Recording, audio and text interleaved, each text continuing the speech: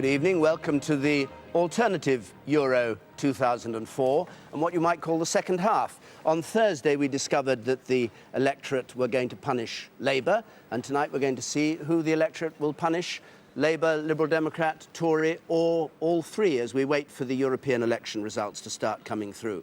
The focus tonight, inevitably, is on how well UKIP does, the party that wants to pull Britain out of the European Union altogether. And if they do well, the question is at whose expense and why and what the parties can do about it.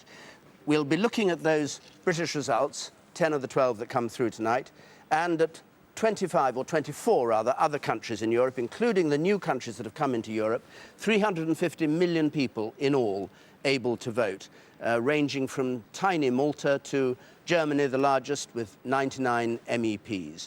And looking at the way this goes, with us as ever, and as on Thursday, Professor Anthony King of Essex University, BBC's political editor, Andrew Marr, and we're joined by Heather Graby, an expert in European politics from the Centre for European Reform. And we'll also be joined by politicians through the night. We have our first gang of politicians here: Patricia Hewitt, Secretary of State for Trade and Industry for Labour, Liam Fox, co-chairman of the Conservative Party, and Matthew Taylor, chairman of the Liberal Democrats. We'll be out and about. We'll be at counts all over Europe and here in the United Kingdom tonight. And so we'll be keeping an eye on what the various politicians are up to there.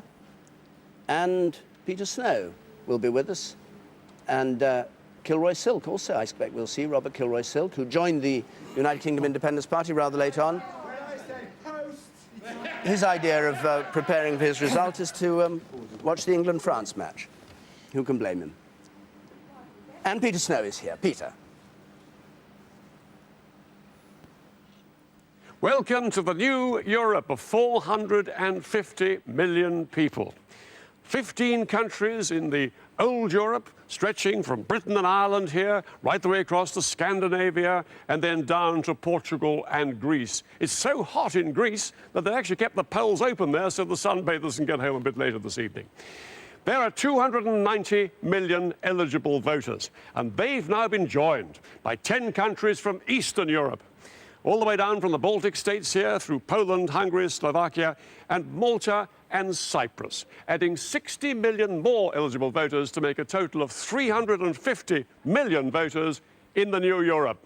Now, Britain has something like 12% of this huge new European electorate. Britain, which was blue for the Conservatives in 1999. There's William Hague's victory there. Now, he won a majority of the vote over the UK. But the seats are allotted not all over the UK as one unit, but by region. There are 12 regions. You can see there Scotland, Northern Ireland and Wales, plus 9 English regions, all in different shades of grey there. Now, in the old House, there were 87 MEPs, 87 seats in Britain.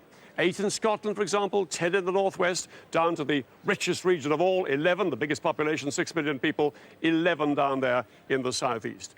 But because the number of MEPs had to be reduced all over the rest of Europe to accommodate all these new ones from Eastern Europe, they've reduced the number of MEPs in the United Kingdom. There they go, down by roughly 1 in each region, 7 in Scotland now, 9 in the northwest. And you see the southeastern region there over there is still a pretty rich one, but it's down to 10 MEPs.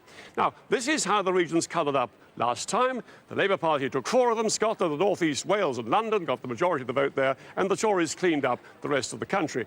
And here are the MEPs by region up here. Now, we've adjusted the number here to allow for the fact, of course, that last time there would have been fewer MEPs on the new system because we've lost 9 MEPs in the country altogether. So you can judge gains and losses by looking at these figures here, which are the adjusted numbers for this new Parliament that were elected this time, allowing for that change. So, for example, here in the southeast, you have the Tories in the lead there with the UKIP, a little chap on the end there. There's the UKIP member up there. There's a UKIP member down in the southwest there. But there's no UKIP member, you notice, in the eastern region here, although was one elected last time, because he would not have been elected on the changed share of the number of MEPs. So that's how we're going to do it, and we'll be able to base our change on the fact that the Tories had, on an adjusted basis, 35 MEPs last time, Labour 25, Lib Dems 10, UKIP 2, down 1, as I was saying. The Greens, effectively none, although they did actually have 2 in the old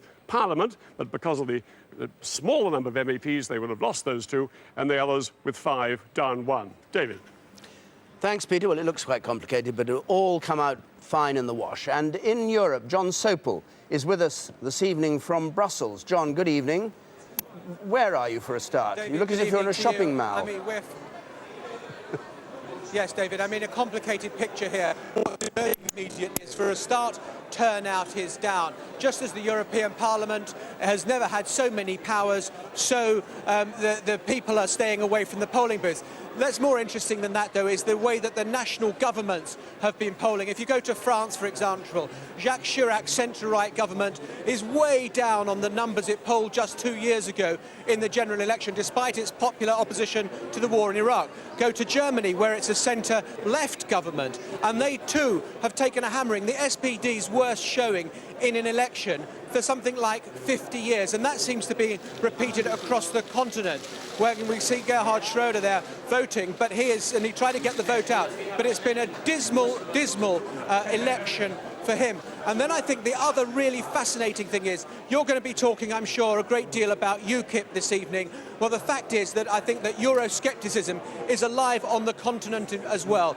In Poland, it seems that the main Eurosceptic party there is going to do very well.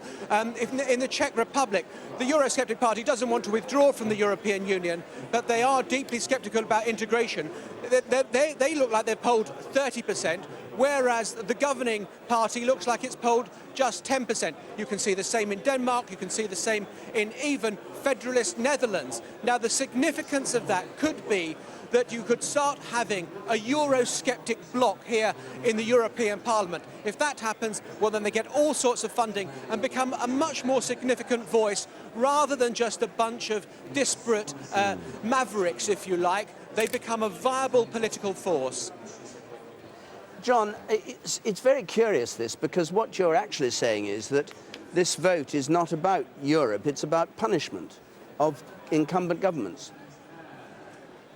Yeah, very largely. I think that governments, I mean, ironically, I suspect that in Britain it's where the concentration has been most on the European issue, with UKIP out there fighting that. I think in other places it has been about punishing governments from whatever, Spain maybe is the exception, where a new government only came to power 2 or 3 months ago. But across Europe there is great unpopularity with the government. People aren't voting on European issues, about the powers of the European Parliament, about the wisdom of Commission decisions. They want to punish their governments, and by the look of it, they're doing it big time. John, thanks very much. We'll be back with you again soon. Let's have a look there, because I should just say we're waiting in Britain for actual results to come through from the regions, the 10 of the 12 we're going to get. In the rest of Europe, continental Europe, we're going to get what are called predictions rather than actual results, but firm predictions based on the analysis of the results that are coming through. And we've divided them. Well, you'll see. Let me see Germany, for instance. We've divided them to make it fairly simple to see into groupings as they sit in the European Parliament. Centre-right, socialists, the Greens and nationalist parties together, the far left and the Liberals. And there's the German result based on this prediction. Heather Graby, do you want to say a word about Germany, and then we'll go on to France? Yes, I mean, this is still a prediction, so we should get more accurate results later on in the programme, but it looks as if Gerhard Schröder's SPD has been very much punished at mid-term by the electorate. But it's interesting that the centre-right probably hasn't done as well as they expected to. They've got 45% in the polls, and yet they've probably not got as much as that in terms of the European Parliament. And France, let's just have a look at the French result, and it's showing socialists on 33, the centre-right 25, Greens Yes. and Nats 4.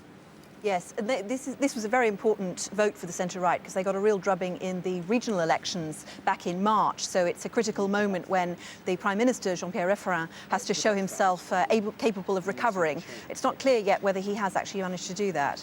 OK, and Ireland we've got a prediction from, and Ireland breaks simply into right, centre-right, socialists and others, but one of those others I think is Sinn Féin. So That's it's right. 5, centre-right 4. Sinn Féin's first MEP, which is very interesting. And Sinn Féin has, of course, campaigned on an anti-European platform before in the referendum which Ireland had 3 years ago on the Treaty of Nice. So it's interesting that they're continuing to make gains in Ireland on quite a nationalist ticket. OK, thanks very much, Heather. Let's just have a look now at the makeup of the European Parliament with Peter, and he'll be showing us how it changes during the night. Peter. Introduce you to the pattern of power in our specially constructed European Parliament here in the studio. Back in 1999, 626 members were elected by the old 15 members. Now, the party group started over here on the left with the parties of the United Left. There they are, 42 of them altogether, mostly communists, some of them from France and other countries and so on. Now, next to them were the Socialists, the second largest party in the European Parliament, reduced in number to 180 last time, largely because the British Labour Party was shrunk quite substantially when William Hague won the victory in Britain. Next to the Socialists, the Greens and Nationalists. Now, there the SNP and Plaid Cymru will sit there if they're re-elected, 48 of them in the old Parliament. Next to them, the Liberal group, Liberal Democrats in Britain are the main contributors to that Liberal group in Parliament, 50 of them altogether. Then, next door to them, the largest group of all in the European Parliament. Huge, great group, mainly Christian Democrats and the British Conservatives, sitting there as the centre-right. 233 members, the largest party group in the old Parliament. Tories sitting there a little uneasily because, of course, most of those members there, the Christian Democrats and so on, are integrationists, and the Tories are a little bit more Eurosceptical than that. So there's a bit of an uneasy relationship. But that's where the Tories are. Then the next party group we've called the rightists over here, the right-wing parties, there they are. And those are parties like Fianna Fáil, parties like the post-fascists in Italy, 30 of them altogether. Next to them, the independents, groups of no particular affiliation, 27 of them altogether in the old Parliament. And finally, the party we've called the Eurosceptics, actually the European Democracies and Diversities, they call themselves, 16 of them altogether, and these will include UKIP. If they're re-elected, they're sitting there already. The United Kingdom Independence Party would sit with the Eurosceptics there.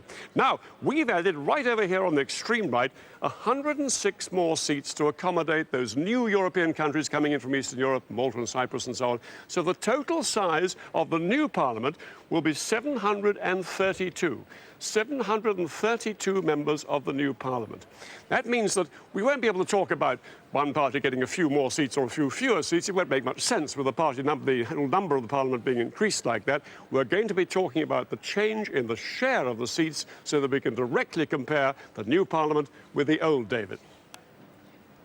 Peter, thank you very much indeed. Well, now, in these elections, a number of people have risen to prominence, characters, if you like, within the long lists the parties put forward. We saw Robert Kilroy-Silk a moment ago. Another person standing as an independent, Martin Bell, used to work for the BBC, who won Tatton as an independent in his familiar white suit, battling against corruption as ever. He's standing as an independent in the East Midlands. And the BNP also standing, Nick Griffin, in the Northwest, watching the count taking place, the leader of the BNP, British National Party, who didn't do so well in the local elections on Thursday, as they'd hoped. And let's just, Tony King and Andy Marr, let's just look at what we are looking for tonight. You first, Tony. Well, famously, Adolf Hitler had his night of the long knives in the 1930s. What we're looking for tonight is to see whether the electorate makes this the night of the long spoons, the wooden spoons, for the British political parties. There's no known case since 1918 of a major political party getting less than a quarter of the vote. It's conceivable that both the Conservatives and Labour will get such a low share of the vote. It seems almost probable that Labour will. And we'll also be looking, of course, for the one party that looks as though it's going to make gains, and that is UKIP. How many will they make, and what will those gains mean? Andrew. Well, I mean, I absolutely agree with that. I think we are going to have a sensational night, I have to say, in Britain. I think it's going to be a record-breaking and pretty dramatic night of results, unless all the polling is completely out. I think there are two interesting political questions that follow on immediately from that. There will be endless debate about whether UKIP, if it has performed very well, is more damaging to the Conservatives. Does it tactically help Tony Blair and all that kind of stuff? I think we have to be very cautious. I think we have to treat UKIP voters with a bit of respect. These are people who want out of the EU, whose views have been suppressed by our traditional Commons Party system for a very long time, and now arrive on our landscape, our political landscape, as a very major force indeed. Second thing, come Thursday, all these political leaders from around Europe are going to be meeting in Brussels to discuss the Constitution.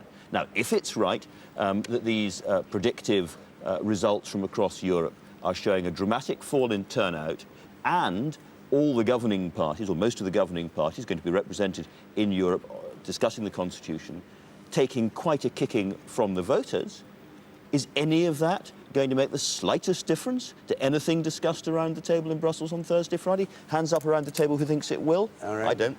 OK.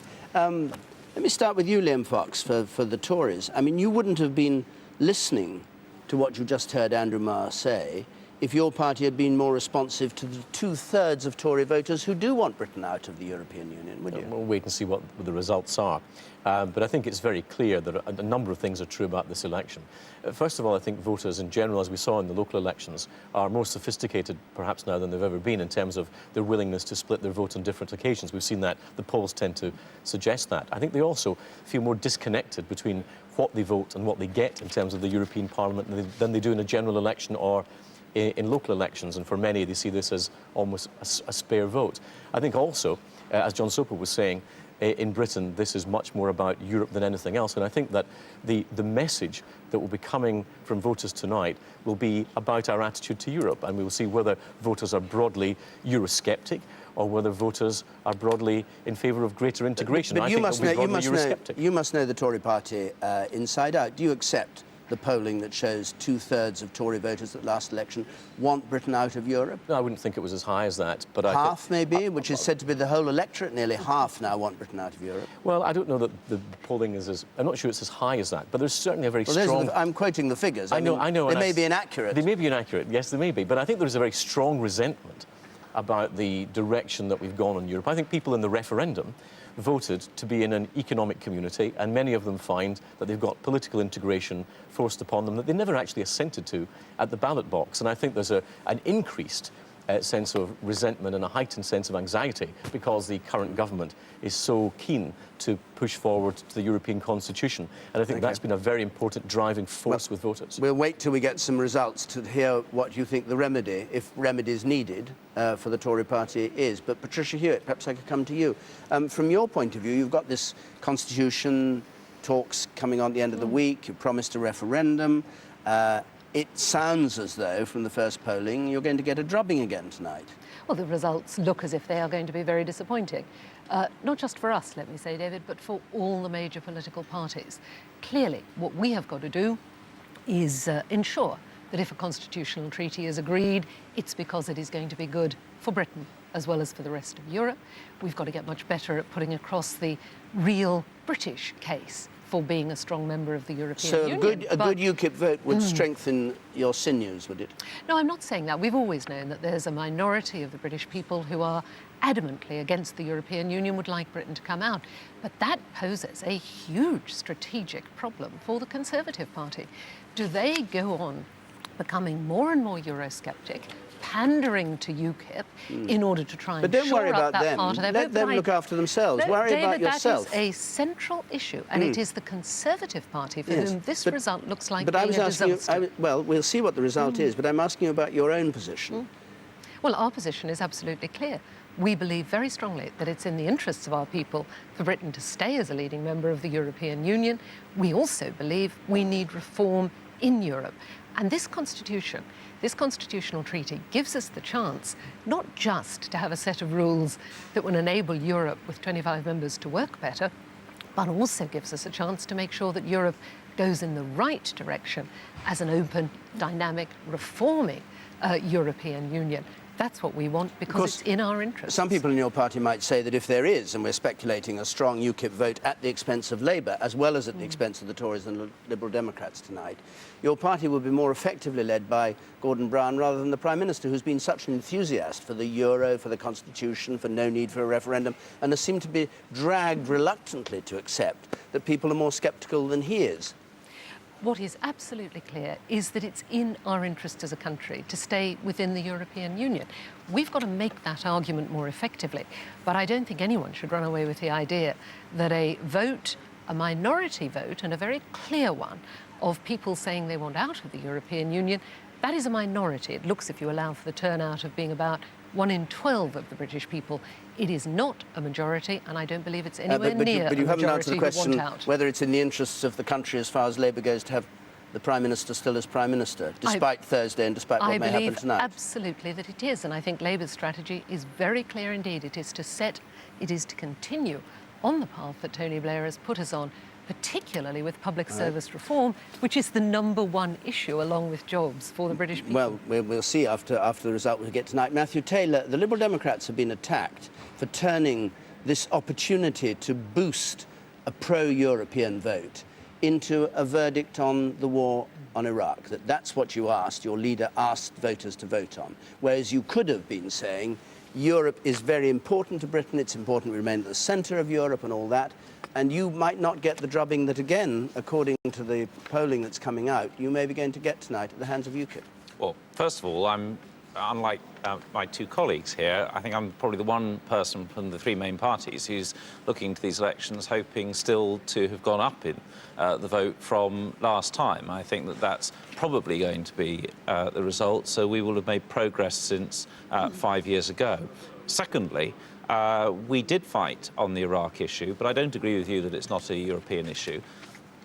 What we saw Britain do in going with America was effectively give the green card to Bush to do what he wanted to do in Iraq. Had Britain worked with the majority of our European allies, I think we could have still have persuaded the Americans to go the Bush route. And that is about creating a voice that doesn't battle with America, but is an alternative when we disagree with them through the European Union, and is illustrative of why the European Union is important. But it was a negative way of putting the argument, wasn't it? Because the other argument you could have put was that it is vital that we have a European constitution, that Britain stays. Don't listen to the Tories. Don't listen to Labour offering what they're offering. What we, the Liberal Democrats, want is to join the euro, to be at the centre of Europe. You could have said all that. Well, instead, you say, don't side with America. Well, I mean, those issues were in the manifesto. And who reads manifestos? And in the leaflets that we actually put out in our part of the world, we talked about the euro, we talked about the Constitution, and what we said was that we thought that this should be a matter put to the British people, but we were in favour of it.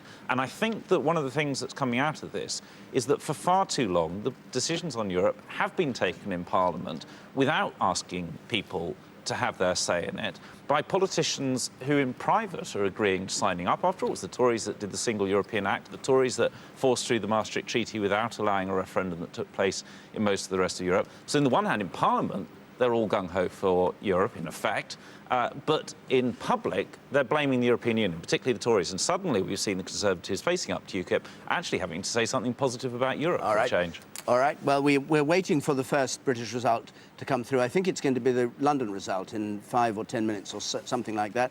Europe, in the meantime, we have some more predictions. Spain, first of all. Socialists 25, the centre-right 22, Liberals 3, the far-left 2. Now, Spain just had an election, of course, and changed their government. Heather, what do these results tell us? This is not much different from what we saw in terms of share of the vote, which we're not seeing on the screen, but share of the vote is very similar to what we saw in the general election in March. The Socialists at roughly the same level. They're just slightly up on what they got, and also the Popular Party also slightly up. So it shows that the Prime Minister's tactic of taking Spanish troops out of Iraq has certainly not rebounded on him. That's still very much in line with Spanish public opinion. People have voted for a few more breakaway parties, protest parties, as they usually do in European elections. Quite a low turnout, but nothing terribly shocking from Spain. And the Czech Republic? Well, the Czech is shocking. It's for two reasons. One is the turnout is incredibly low at about 29%. So it shows that people are not enthused, even though this is the first election in which they've had a chance to vote for the European Parliament. They've been very apathetic about it indeed. The other shocking thing about the Czech result is that the governing Social Democrats have been pushed into third place, and the hardline communists have come in second place. And that's really quite remarkable. It's the first time we've seen in Central and Eastern Europe a communist party doing so well. They'll form a significant grouping within the far left group in the European Parliament, strengthening that group, and the government was really kicked in the teeth. Why might that have happened? Well, people are very disillusioned with the Social Democrats. They haven't communicated well, particularly on what the EU is all about. They negotiated entry to the EU, but then beyond that, the voters haven't really heard much about it. And of course, we've seen that the president of the Czech Republic, Václav Klaus, who's from the right-wing party, has criticised the EU a great deal, and particularly criticised the government for negotiating a bad deal for entry. OK, well, let's come back to Britain. I hear now that we might get a result from the northeast, and Mark Denton is there. Mark, are you about to declare up there? Sorry, I didn't get that, Simon. I think he's perhaps not hearing us. There was a cheer which suggested something might be happening. Tim Donovan is at the London count. Tim, do you have any clue about when we may get a result there? No cheer here. An empty and silent chamber, probably 15 minutes at the earliest, but it could be a little bit later than that. We're hearing and suspecting, thinking that UKIP will win a seat here. At the moment, there are 4 held by Labour, 4 by the Conservatives, 1 by the Liberal Democrats and by the Greens. 10 seats last time, 9 seats being fought this time. And we think UKIP will get 1, may not get the necessary 16, 17% of the vote to get a second one. Tim, London made a great thing about how it was going to count electronically and it couldn't have recounts and all that. Why can't it announce the result at 9:01, for goodness sake? I think this is because the counting has all been done in the 32 London boroughs. And so they have had to get together in their various counting centres around London. They call in the agents locally, have whatever discussions they need to have, and then they send the result over electronically by a button, but they also then send it by fax, so we have to wait for the faxes to arrive here at City Hall. They're then looked at, and then they call in the teams here at City Hall. And that is why we haven't got a result now, but it does seem quite... belt and braces. Just one thing, George Galloway, any indication how he's done? I don't think personally that he will get a seat. He's been quite buoyant today. I think he can get the estimated 90 to 100,000 votes, but I don't think the story is about respect today. They failed to get one, if it was any indication, they failed to get the necessary 5% of the vote, which would have got them a seat on the London Assembly here. UKIP got the necessary for 2 seats, but I don't think George Galloway is going to do it, no. Tim, thanks very much. Mark Denton, I think we can now join again from the northeast. Mark, you can hear us this time. What's the score there? Yes, I can, David. Well, the score is we've got 23 authorities to count here, and Sunderland has a reputation of getting in there very, very quick in terms of making declarations. We expect to get the final result here for the North East in the next 10 minutes or so. But some quite dramatic results coming through already from different parts of the region, 23 different authorities. In Gateshead, for example, specifically, the UK Independence Party beating the Conservative Party. And in Peter Mandelson's backyard in Hartlepool, Neil Heron, who's independent, doing very well, and also the UK Independence Party doing well as well. The other dramatic piece of news from the North East is turnout, 42%, over 42% turnout, compared to just 19%, the lowest in the country at the European elections 5 years ago. A declaration here from Sunderland expected very soon. Mark, thank you very much indeed. Well, that's an extraordinary turnout, 42, isn't it? We had it in the locals. I mean, it's as though the turnout is going up again after years of decline. Oh, but there haven't been all that many years of decline. This is one of the great myths about British politics. Of course, at the last British general election, only 59% turned out. At the one before that, only 71% turned out. But at the one before that, 1992, when 1, nobody knew who was going to win, and 2, there was real concern concern about what would happen if there was a change of government, the turnout was 78%, one of the highest since the war. We've seen a dip simply because the two political parties have been less polarized than in the past, and because everybody, both in 97 and in 2001, thought Labour was going to walk it. That's why there was a low turnout. This election has produced excitement, there's some close contests, and lo and behold, people turn out and vote. Surprise, surprise. And turn out as much in areas which don't have compulsory postal voting as those that do. Almost. What's the difference between Almost. the two? 1 or Well, 2%? in the local elections, all postal voting did have an effect. Turnout went up everywhere. It went up in the all postal regions by about 6 or 7 points more. It did make a difference, but not quite the difference that people imagined it would. Okay. Well, we're still waiting on a British result to come through. Andrew Marr, do you want to add to what you said earlier about the way that, having heard the three politicians themselves give their view about what's going to happen tonight, about how they'll react? Well, only to reiterate that I think we should not simply see a very strong UKIP vote, if that's what we get, in terms of the tactical effect on the major parties. I think, you know, we then have to ask about what that does for the mood of the country come a referendum. Is it something that the main parties respond to in policy terms between now and the general election? How does Tony Blair deal with it? He's got his monthly press conference scheduled for Tuesday, so he could be asked why it is, after 7 years of pro-European Labour government, that UKIP are doing so well. Has he really grappled with the argument in the country? On these results, you'd say, well, if he hasn't been very successful. OK. I want to talk to you in a moment about the nature of the voting for this Parliament, because it does seem curious that everybody talks about the votes for the European Parliament, as though the European Parliament itself didn't matter a jot. They're voting on all sorts of other things. But we'll come to that. But let's just stick with turnout for a moment, because Peter Snow's got some details about turnout throughout Europe, Peter. Well, indeed, one thing we can slap ourselves on the back about this time, David, is that British turnout is not the worst in Europe. In fact, it's a little bit better than it was last time, and not surprising with all the postal voting, as Tony King has been saying. Now, here is the best and worst, if you like, so far. Malta, 82%, tiny country down the south, only 5 MEPs. Nevertheless, they've decided to turn out in very large numbers for their first European election. Then it goes Greece, 70%, Germany, 44%, France, 43%. These ones, on the whole, are down a little. They're dropping. They were roughly 50% all over Europe last time. Now they're down a bit on what they were last time. Spain, 34%.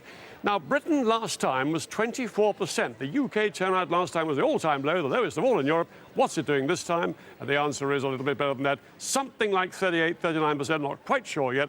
Looking like 38% turnout, David. So not as bad as last time. No doubt postal voting has helped a lot. Peter, thanks very much. Well, let's deal with turnout as well in this context. But the thing I was going to say to you was, it is very odd, the European Parliament, because a lot of people haven't a clue what it does.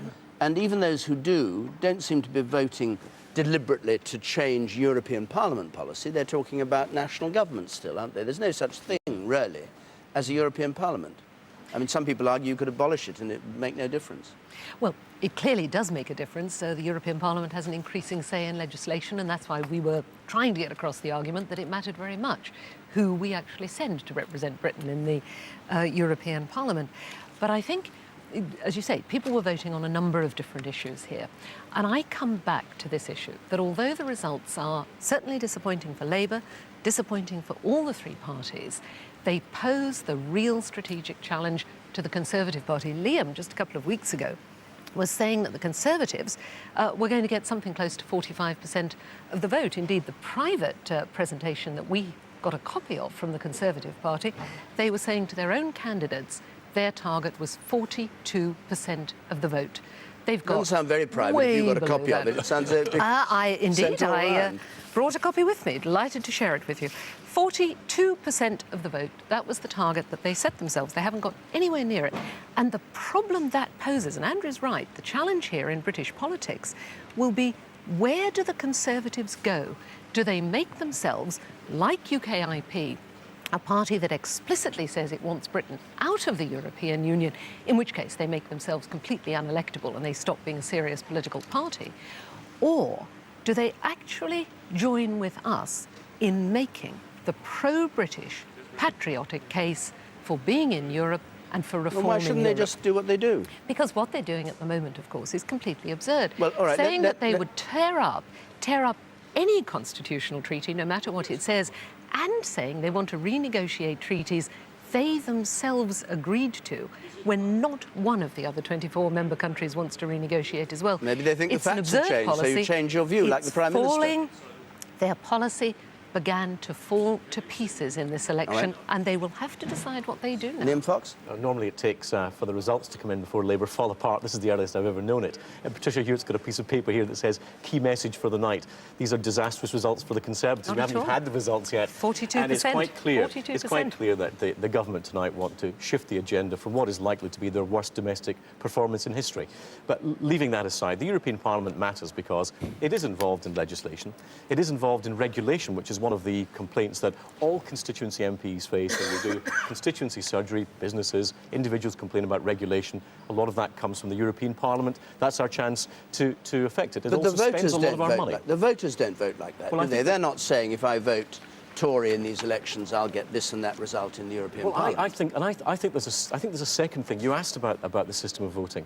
I must say that I rather resent as a voter when I go into a polling booth and I'm given a list of parties and I don't even have a list of who might represent me from those parties if I give them my support at the ballot. Well, you have the names. You've got the list of names. But I think that this system that we have, where it's not the electorate who choose who represents them, but the political parties, is bound to actually distance voters from their representatives, and I think it's something that needs to be looked at. So how would you do it? Well, I think it's fine. I think there are different ways of doing it, looking at an open list system rather than the closed list system that we have at the moment. But I know that if I feel fairly alienated as a voter going in there, that those who don't know about the issues in the way that we as politicians would, they must also feel very alienated.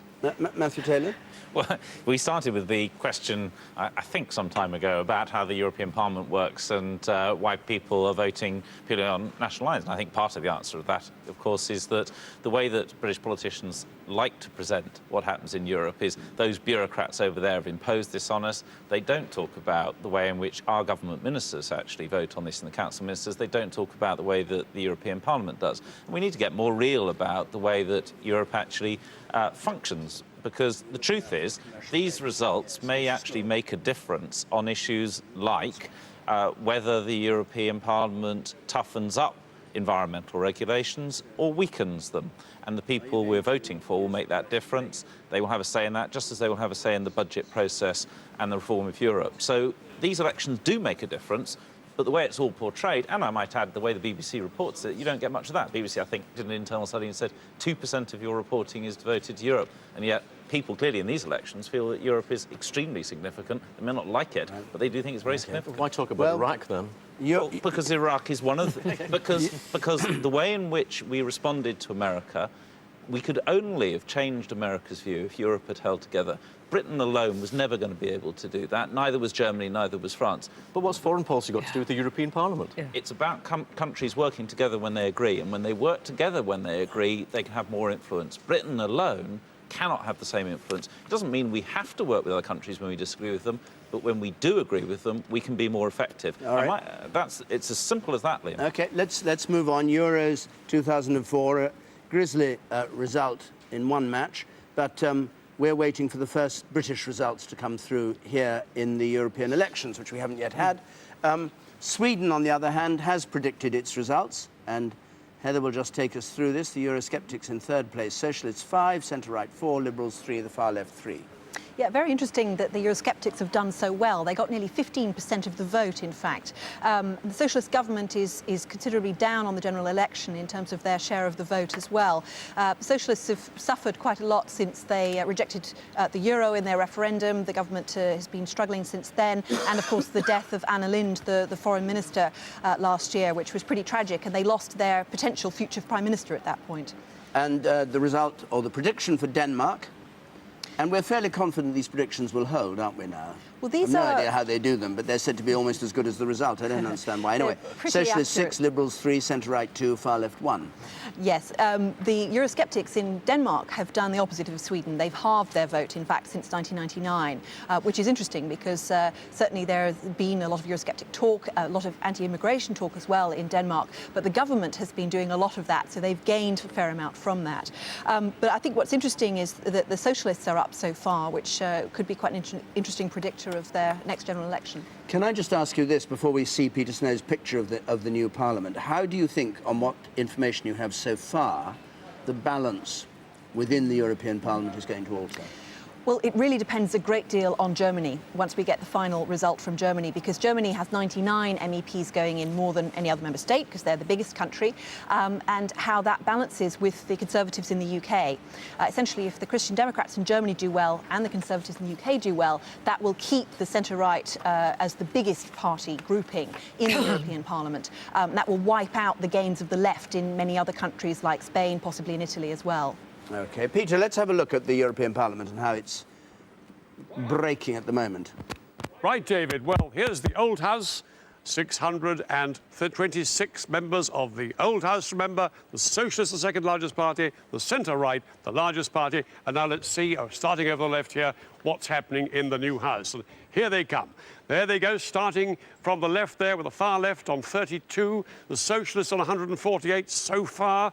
24, Greens and Nationalists, Liberals on 29. The centre-right, that's including people like the British Conservatives, when they are finally re-elected, 177, Christian Democrats there, of course, a lot of them. Moving on round to the right now, we have the right-wingers there, the post-fascists in Italy and so on, Fianna Fáil in Ireland, 27 others, and the Eurosceptics just there on 6. Now, UKIP will join the Eurosceptic.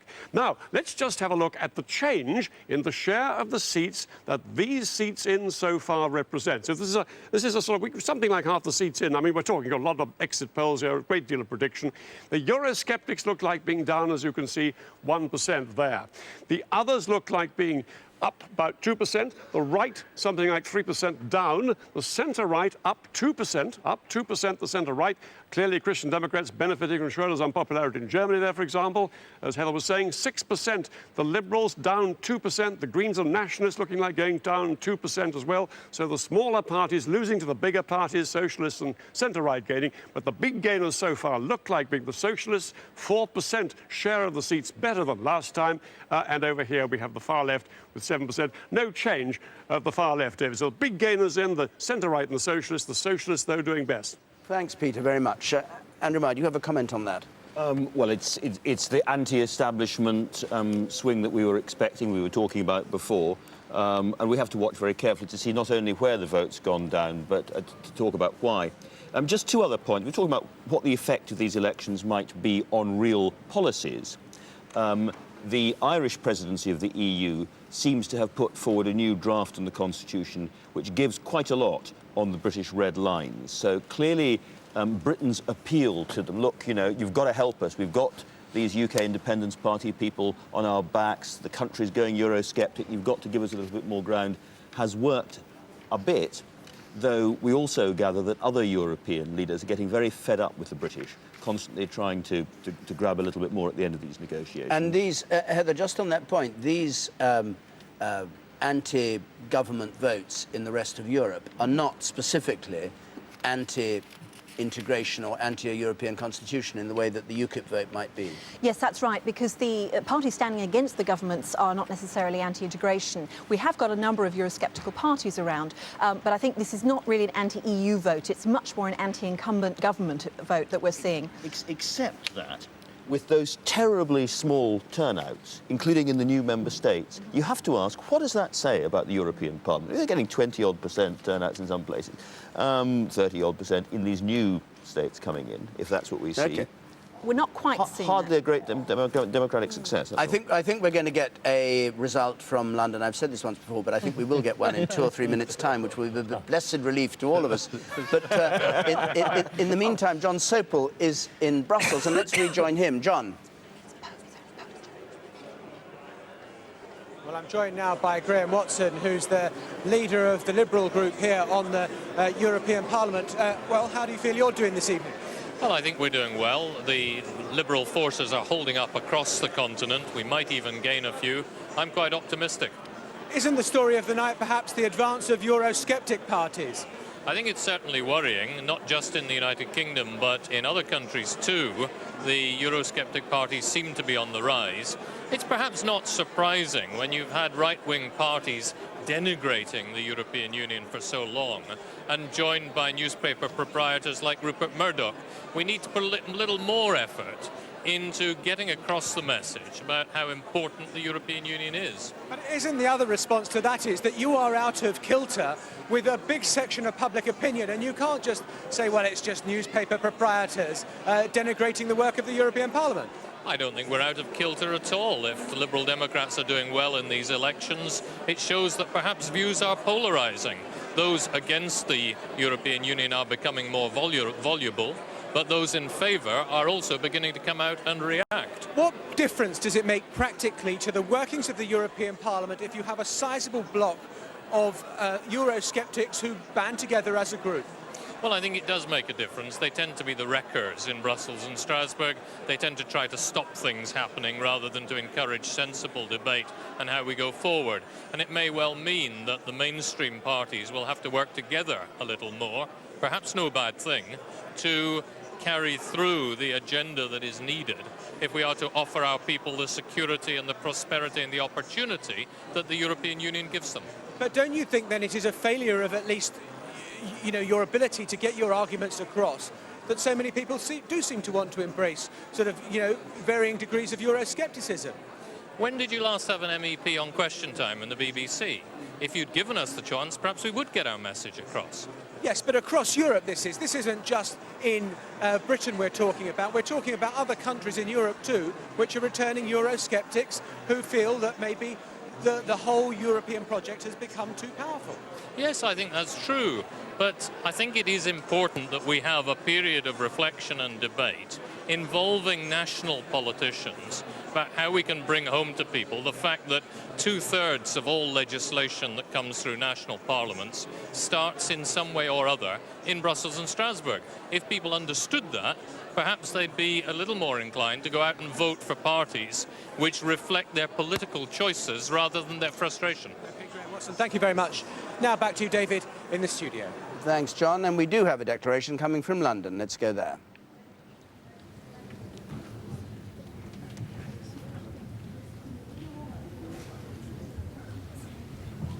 Good evening, ladies and gentlemen. I'm David Wexler, the Deputy Regional Returning Officer, and I'm going to announce the results for the European Parliamentary election in the London region held on the 10th of June. The number of votes cast for each party is as follows. British National Party, 76,152. Christian People's Alliance, Ram Gudumal, 45,038.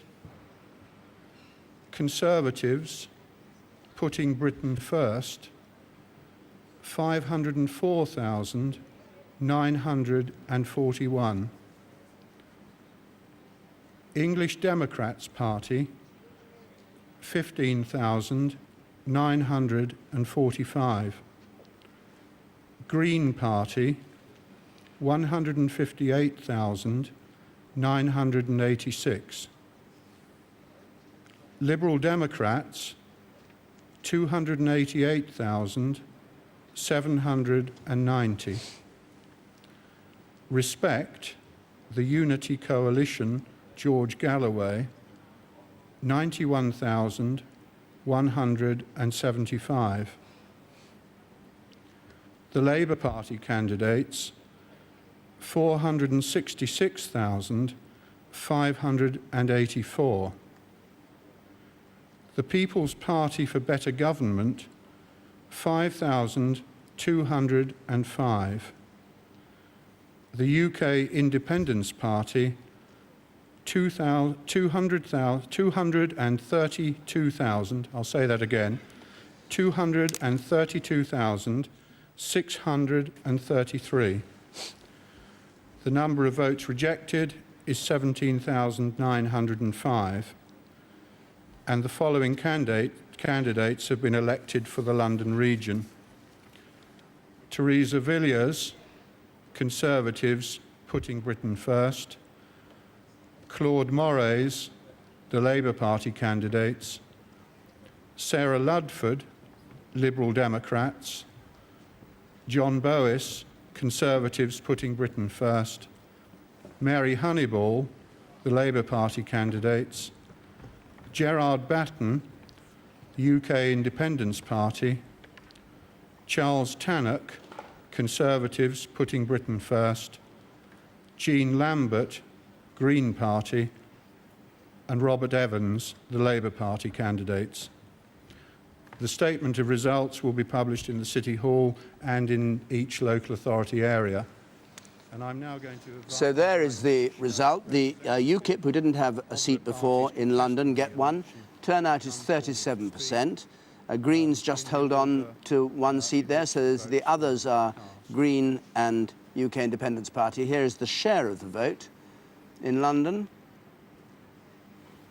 And the obscure thing here is just, if we could hang on there a moment, the others at 33%. UKIP is just about 7%. The Greens, I'm not sure about the Green figure. 12 for UKIP and 8 for the Greens. And 27 for the Conservatives, 25% for Labour, 15% for the Liberal Democrats. Let's just see the change since the 99 euros. Labour down 10, Conservatives down 6. And so UKIP get their first seat of the night. And a quick reaction. Tony King, first of all. Well, not the kind of breakthrough in London, at any rate, that UKIP were hoping for. UKIP was not very strong in London at the time of the last European Parliament elections, but they did pretty well in the Greater London Assembly elections on Thursday. They have gained a seat. They are clearly going to make gains on the night. They have made some progress, but in London, at any rate, nothing absolutely spectacular. But notice that the Conservatives have got only 27% of the vote and Labour only 25% of the vote. In other words, only about half the people of London have voted for either of the major parties. So that we are seeing this kind of anti-party, dare I say it, conceivably even anti-politician sentiment about the place. You're seeing a general splintering or fracturing of votes here. I mean, you know, quite big vote for the Greens in London. It'll be very interesting to see whether that's just a one-off London thing. Respect, quite a big vote to the George Galloway lot. So it's gone in different directions. But bad for all the main parties. OK.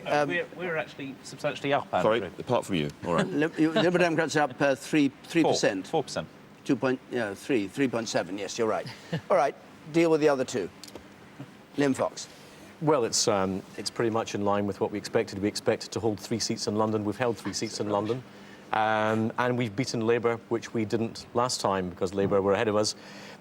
We said that we thought that UKIP might be taking votes from Labour of a ratio of at least 2 to 1, and that's exactly what they've done. But you're down 6 percentage points, aren't you? Not quite 6, but 5.9. I mean, let's not quibble. Yes, and we thought we would 6 percentage points rounded up. Yes, we expected to lose votes here to You UKIP. Let's not make any bones about that. We expected to lose votes here to UKIP. It would have been very surprising if we didn't. But I think that one of the interesting things about the rise in the UKIP vote, as it was in the London Assembly elections last week, was that the UKIP vote in London came far more from Labour than it did from the Conservatives. What about Labour's fall, then? Over 10% fall. Yep. Disappointing. We expected that, I'm afraid. We certainly expected a fall as the governing party. We're seeing that as we've heard all across Europe. But have a look at this Conservative result. Nonsense for Liam to say they were only expecting to get 3. They were expecting, if they did no better than last time, to get 4 seats out of 9. Their target was to increase their share of their vote and get 5. This is a real setback for the Conservative Party compared with their own targets that the set up. But we beat you. Yeah, okay. We know where we have to go from here. You lost. No, you have to decide where you go from here, Liam, and you don't know where to go from here because you don't know whether to chase your votes to the right, to UKIP, or whether Even to at our best stick European performance in a last time, we pro-European didn't beat position. Labour in London, No. and now we've beaten Labour in London. You don't know what to do, and you fell pathetically far short on the mayoral elections that we had last week, where, of course, we beat you rather. We didn't have to buy in a candidate. All right, well, it looks like the Labour Party's going to get its worst results since the 1920s. The Tories, their worst results since Disraeli, and they're fighting like two ferrets in a sack over who did worse or better. And we've only had one result in. All right, hold on a second, Patricia. We'll come back to you, but we're joined from Didcot, where he's standing as a candidate by Nigel Farage, one of the founders of UKIP. It's a bit of a disappointing result from London, isn't it, Mr. Farage? Well, we've more than doubled our result from last time, and we've gained a seat, and London is most certainly not one of our strongest regions. So, I mean, I find the whole media response incredible. You know, 6 months ago, you wouldn't have given us a cat's chance in hell of winning seats in the London Assembly or winning an MEP seat. We're perfectly satisfied having won one seat, and when we get the rest of the regional results, you're going to see some very much higher percentages. Do you have any idea from your own polling and from what you've heard of the kind of percentage you're expecting tonight? In our better regions, we will be at or beyond 20%, I'm certain of that. The other point to make is that the turnout is up in this election, and it's up because of the UK Independence Party, because we've got a debate going in this campaign, and because actually what we've done is we've allowed some people to re-enter the democratic process who for the last 10 years haven't been voting for anybody. And the message out of tonight surely must be that the entire political class is headed in one direction, but the vast majority of ordinary Brits want to head in another direction. And we want to be friends with Europe, we want to trade with Europe, cooperate with Europe, but not be governed by the European Union. I don't want to speculate what the other results will be. You say you'll get over 20 overall. Why would you do so badly in London in that case, compared with... I didn't say that, actually, sorry, did I? No, sorry. No, let's just get it straight. I said we will be at or beyond 20% in some regions, and we will. Right. And why would you be so low in London? Well, I've just explained to you that London is not our strongest area. The party is much better developed in the southeast, in the southwest and eastern region, and now in parts of the Midlands and north. But now that we've consolidated in London, now that we've won some seats in the Assembly, we've won an MEP seat, what we will do in London is what we've done elsewhere. We will use those titles to build the party, and our aim and ambition is to turn the UK Independence Party into a mass movement. And what do you expect the other parties to do in response? I mean, you say you'll be a mass movement. A lot of the pundits, and I know you don't like the pundits, say that at a general election people won't be voting UKIP, they'll revert. Do you think the other parties will adjust their policies to take account of UKIP's result tonight? Well, of course I'm hoping that this result will shift the centre of gravity in British politics. But in the short term, what I hope is that Mr Blair will see these results tonight and he'll go across to Brussels next week and will not sign the Constitution, realising that if he does, he will lose the referendum very heavily indeed. OK. Thank you very much, Mr Farage. Thanks for joining us. And we're joined now by a staunch EU supporter, Ken Clarke from Russell. Thank you very much, Mr Clarke, for joining us. I gather you were watching the football and you've now gracious to come and take part in this. I sat in the studio and watched the last 10 minutes of the football match. That's probably the most disappointing part of the evening I'll have, I think. UKIP seem to be doing well. The polls show that the Tories are 2/3 in favour of pulling out of the EU. Aren't you the Conservative who's out of step with the party and causing all the trouble which could have been avoided if Michael Howard had moved the party further to the Eurosceptic stance? Well, UKIP are actually, I think, going to do better than they did in London. I expect them to get no less than about 15% and no more than 20%, which I think a populist right-wing party would probably have got in some election of this kind almost any time in the last 10 years if they'd had some candidates anybody had heard of. It's the emergence of Robert Kilroy-Silk and Jonathan Aitken and Joan Collins and so on, and a lot of money that suddenly put them on the map. Or maybe the argument. Fortune, Haider, the other European parties of this kind tend to be able to get up 15–20% at a time like today when there is a great deal of protest against the establishment. But what about the argument, Ken Clarke? What about the argument about leaving the European Union, which polling shows your own party wants to do overwhelmingly? Well, if they only get 15 to 20% on that rather narrow base, I don't get quite so alarmed about it as you would like me to do. I do think it's fair to say that the three major parties who are getting kickings in all directions, let's make it all about UKIP.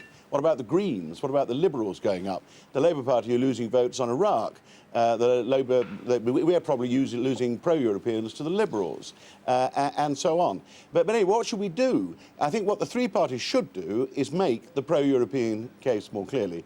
All the major parties, anybody who wants to govern any European state, knows they want to be members of the European Union, and there are huge political and economic advantages from doing so. And it has just been a feature of our debate for a long time that none of the parties make it. In fact, Michael Howard made more of it in this election, particularly towards the end. We only have a few moments left, but how would you like to see Michael Howard make the position more strongly? Well, I think Michael Howard's done rather well. Don't forget the elections which people took more seriously. He got 38% of the vote last week, and we're back in business. We're a serious party again. Okay. If we're a serious party, you've got to explain what the advantages are of Europe, and a little less of the redlining and a little less of all the objections. I have to leave you there, I'm afraid, Ken Clark, because we're just about to go off air. We'll be leaving BBC Two now. We'll be on BBC One for the news. We'll be continuing on BBC 24.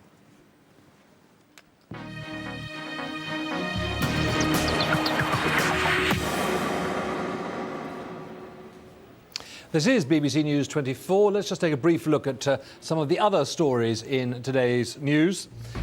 A better turnout in Britain, but at an all-time low across the rest of Europe. Predictions suggest UKIP may take votes from both Labour and Tories. England fade as Zidane rescues France with 2 goals in the last minutes. And the reasons why some British women are deciding to cover themselves up. Panorama meets 4 young women changing the face of Britain.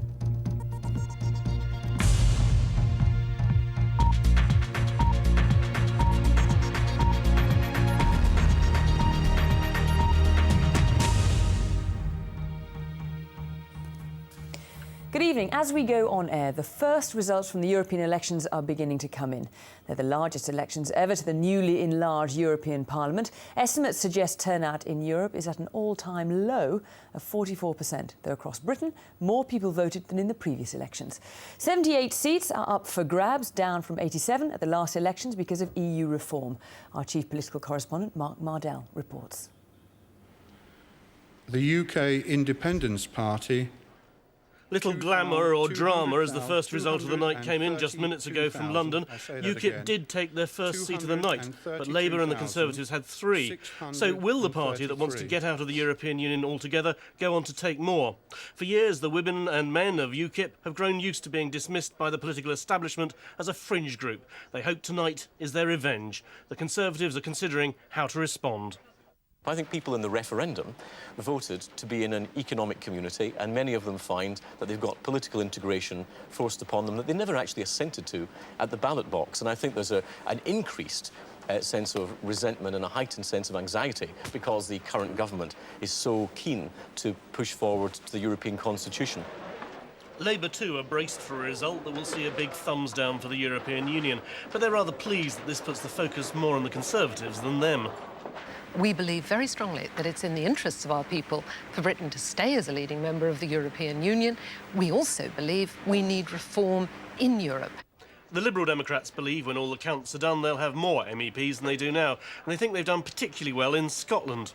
I think I'm probably the one person from the 3 main parties who's looking to these elections hoping still to have gone up in the vote from last time. I think that that's probably going to be the result, so we will have made progress since 5 years ago. Given that people actually went to the polls on Thursday, counting the votes is taking a bit longer than expected. Still, there should be a pretty full picture in the next couple of hours, although Scotland and Northern Ireland won't announce their results until tomorrow. But it's already clear that UKIP are massing a whole load of votes, a pile that worries the other parties. Well, let's talk to Mark Mardell now here in the studio. Mark, very early days, just one result in Britain, but early indications of how it's going? Well, I've been talking to all the main parties all day, and they, by putting together what they say, you get a fairly clear picture. It doesn't mean it's right, but it's what they're saying. Now, it seems that Labour and the Tories are on around the same sort of figure, maybe 22-ish, quite low down, maybe with Labour a little bit ahead. the Lib Dems think that they will actually be the one party that increases their vote of the three main parties, and so they'll get maybe one, maybe two more MEPs. And everybody is saying that UKIP has done extraordinarily well. UKIP themselves think they may get 18 seats. Now, that would be an incredible advance. They've only got 3 at the moment. Now, I must say that we've only got one result. We expected a lot more by this time. I don't know what's gone wrong with the counting, but something has. And that's from London. Now, they did take 1 seat. It's their first ever seat in London. That's good for them, but it's not as good as people are predicting. But then, as we all know, London is a strange place. Certainly is. And you say, you know, we expect a lot more votes in, but a lot of people did vote in Britain, didn't they? Something like a record turnout. It was a record turnout, yes, and I think that the postal voting that people were talking about really did encourage that. I think it was up to around 46%. I mean, it's a dreadful picture in the rest of Europe, but here, yes, it does seem that people are voting. The strange thing about that is because all the main parties say, wouldn't it be great if more people went out and voted? Well, of course, it is for democracy. It's not necessarily great for the main parties. OK, Mark, for the moment, thanks very much indeed. Well, Britain may have gone to the polls on Thursday, but for most European countries, voting only started today. Some 350 million people across the continent were eligible to vote, but early estimates suggest, as we were saying, turnout was at a record low. Well, let's get the latest from our Europe correspondent, Stephen Sacker, who's in Brussels. Well, Stephen, what about this turnout? It's perhaps surprised. You might expect more, given the new countries joining Europe. Absolutely, Fiona. The turnout was poor, very poor, and extremely poor in the 10 new member countries, actually with the one exception of little Malta. But in the other new member states, everybody's very disappointed with the turnout, down as low as around 20% in the Czech Republic, and the average for all 10 of the new member states is under 30%, around 29%, and that is really, really disappointing to many EU officials. And the overall turnout figure across the whole of Europe, the European Union, is about 44-point-something%. Now, that's lower than last time. It's the lowest ever. And again, I'm afraid people are going to be talking about the general problem of apathy connected with these European parliamentary elections, although it has to be said in Britain the turnout is higher. Well, Stephen, predictions, early days yet, you've had more results across Europe, certainly we have here in Britain, but they suggest the left-wing government's doing well.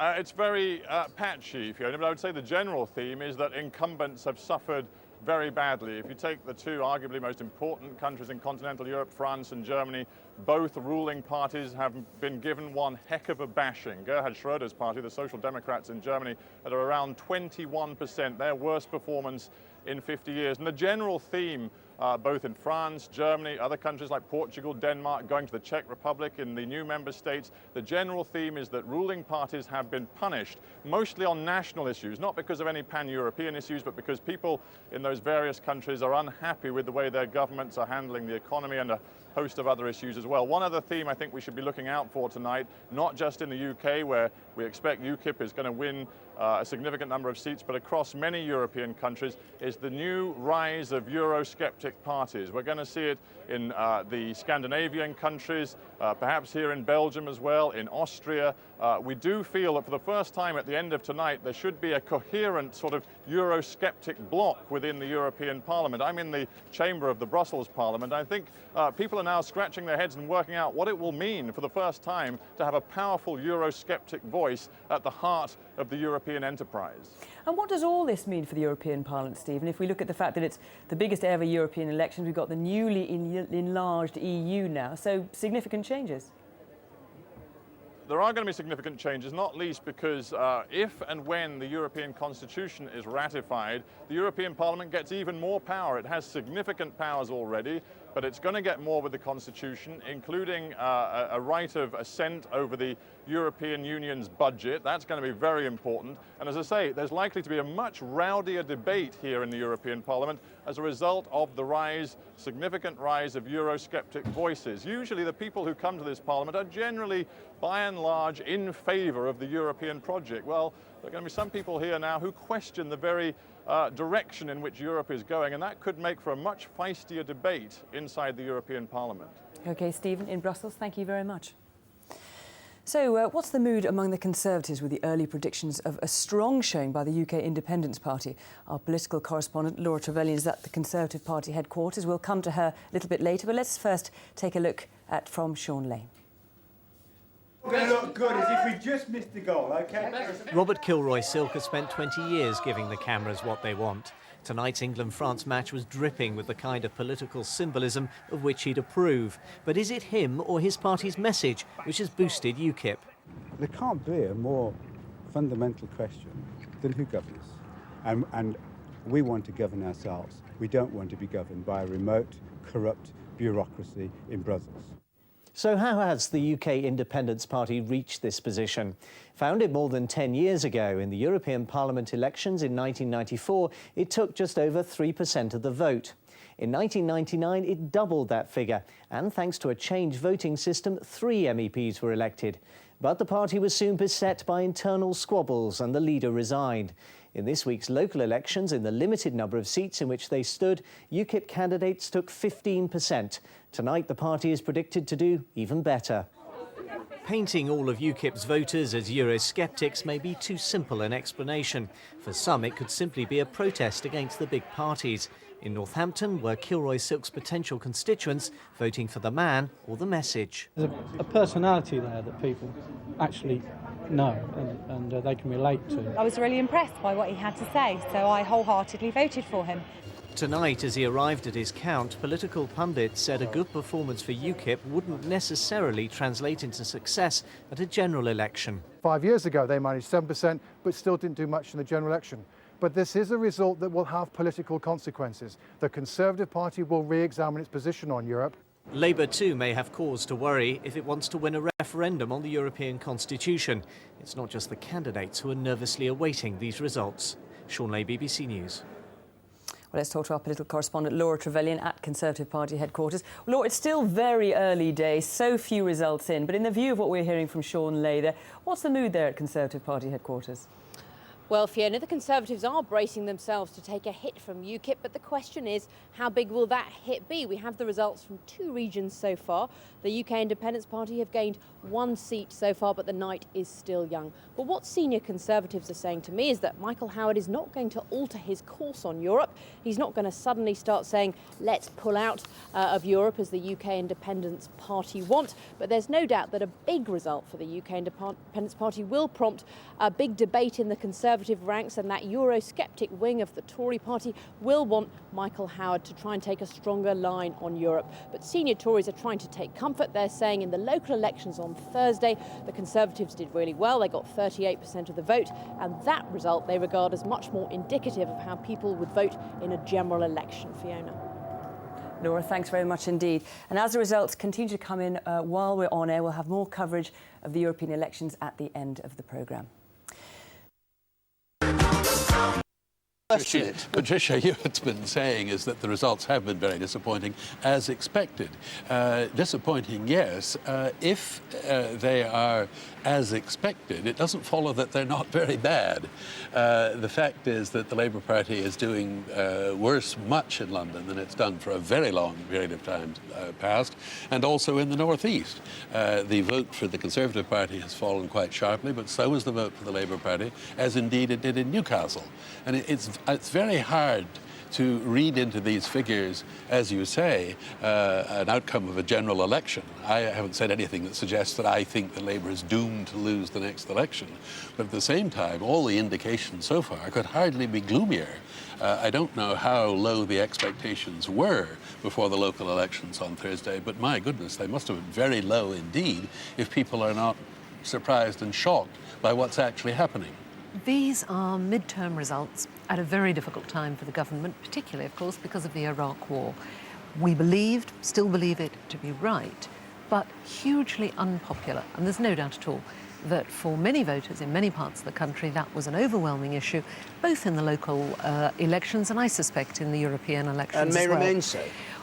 I hope not, David, because things are changing in Iraq, as we've seen with the new UN Security Council resolution, with the choice of the new Iraqi president, Iraqi prime minister, the new Iraqi government in place. But assassination and bombing goes on, and if that continues, it won't have got, in your words, any better. The security situation is terrible. Let me say, a couple of weeks ago, I was with 30 Iraqi women who were over here for talking with colleagues in the Middle East, and what they said was, Yes, the security situation is dreadful. Yes, we need more help to get education and jobs and businesses and so on. But we feel free inside ourselves, which we never did under Saddam. Well, and that's what makes me still believe we did the right thing. But we have to persuade people, not only that it was right, but that the situation is changing and improving. So you'll have to do both those things if you're to recover. Persuade them that the original decision was right on weapons of mass destruction, even if they're not found, and secondly, that things are improving. That's your view. And unless both those things are done, Labour's going to suffer at the general election. The decision was made. I believe it was the right decision at the time. I continue to believe that. But even for people who believed it was the wrong decision and will go on believing that, I think we need to persuade them that things are changing, that Iraq now has the possibility of a democratic Iraq actually transforming the fortunes of its people. Kenneth Clarke was complaining that it was because Robert Kilroy-Silk and others came into UKIP that they got a lot of votes. Well, Mr. Kilroy-Silk is at his count in the East Midlands, waiting to see whether he has won a seat. He was saying during the campaign that he didn't think he necessarily would win a seat in the East Midlands. He'd done his figures and he had to get, I think it was 14.5%, something like that, if he was to take the seat. There has been speculation also about if UKIP did very well tonight, and it's too early to tell how well they're going to do, that he might become leader of UKIP. He also said that if he were elected to the European Parliament, he had no intention of going and sitting on boring committees in Brussels all the time. He gave the impression that it would be enough to win a seat as an MEP. He didn't intend to take a very large part. Don't know whether that will stand up. We don't know when we'll get the result from the East Midlands, for that matter. It does rather underline the point, actually, that was being made earlier by one of the MEPs, that those Eurosceptic parties, the extremist parties, actually don't tend to argue their corner in Europe itself. They don't do anything to actually help make sure that we get good legislation out of Europe. This is one of the other interesting things about tonight, and it may be too early to tell, but you've been talking to Patricia about Iraq. My impression of these elections, and that's the combined elections, is that in people's minds there was a distinction between the European elections and the local government and London elections. Local government and London elections were about general politics and people raised issues on the doorstep. But one of the reasons, for instance, UKIP is making a mark in these elections is people have actually concentrated on Europe. They've concentrated on what the future shape of Europe's going to be. And I think we may well find at the end of this evening there is a distinction, very big distinction, of these two elections. And the message of this one will be to Tony Blair before he goes to Brussels this week to negotiate again on the Constitution, that the British people are very concerned and suspicious about what's happening in Europe. And that's something we want to get across. But you see, I mean, there's one interesting thing in this whole process. The Conservatives actually got half the slogan half right. They said people were annoyed with Labour, that they were let down by Labour, and clearly a lot of the electorate feel that. In both sets of elections, the Labour Party not getting the votes that they had before, but they haven't been turning to the Conservatives. In the local elections, the Conservatives got exactly the same vote as they got with William Hague before going down to a massive general election defeat just 12 months later.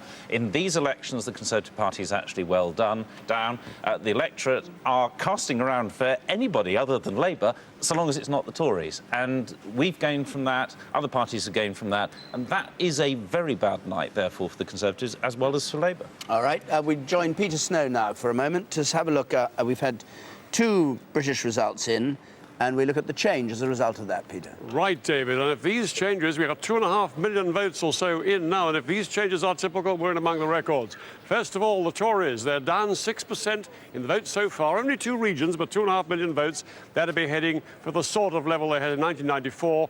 Their pretty worst, very nearly their worst national election result ever.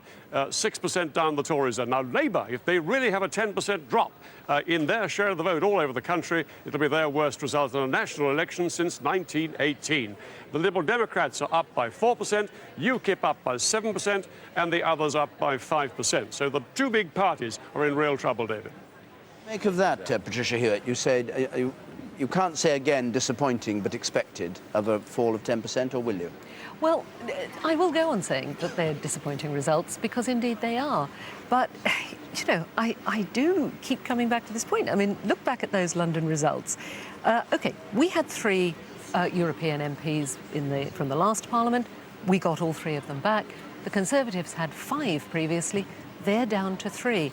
And if you look at the larger political position here, I think 2 crucial things come out.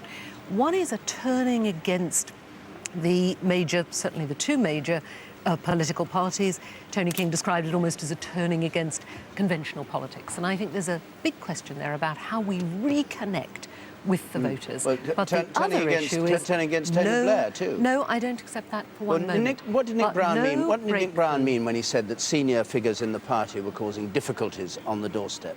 Who was he referring to? I have no idea at all. I didn't actually see that quote. I don't know what Nick Brown was talking about. But the second key issue from these both sets of elections, I think, is no turning to the Conservative Party, no momentum for the Conservative Party in the way that they would need if they were going to have any hope at all at the next general election.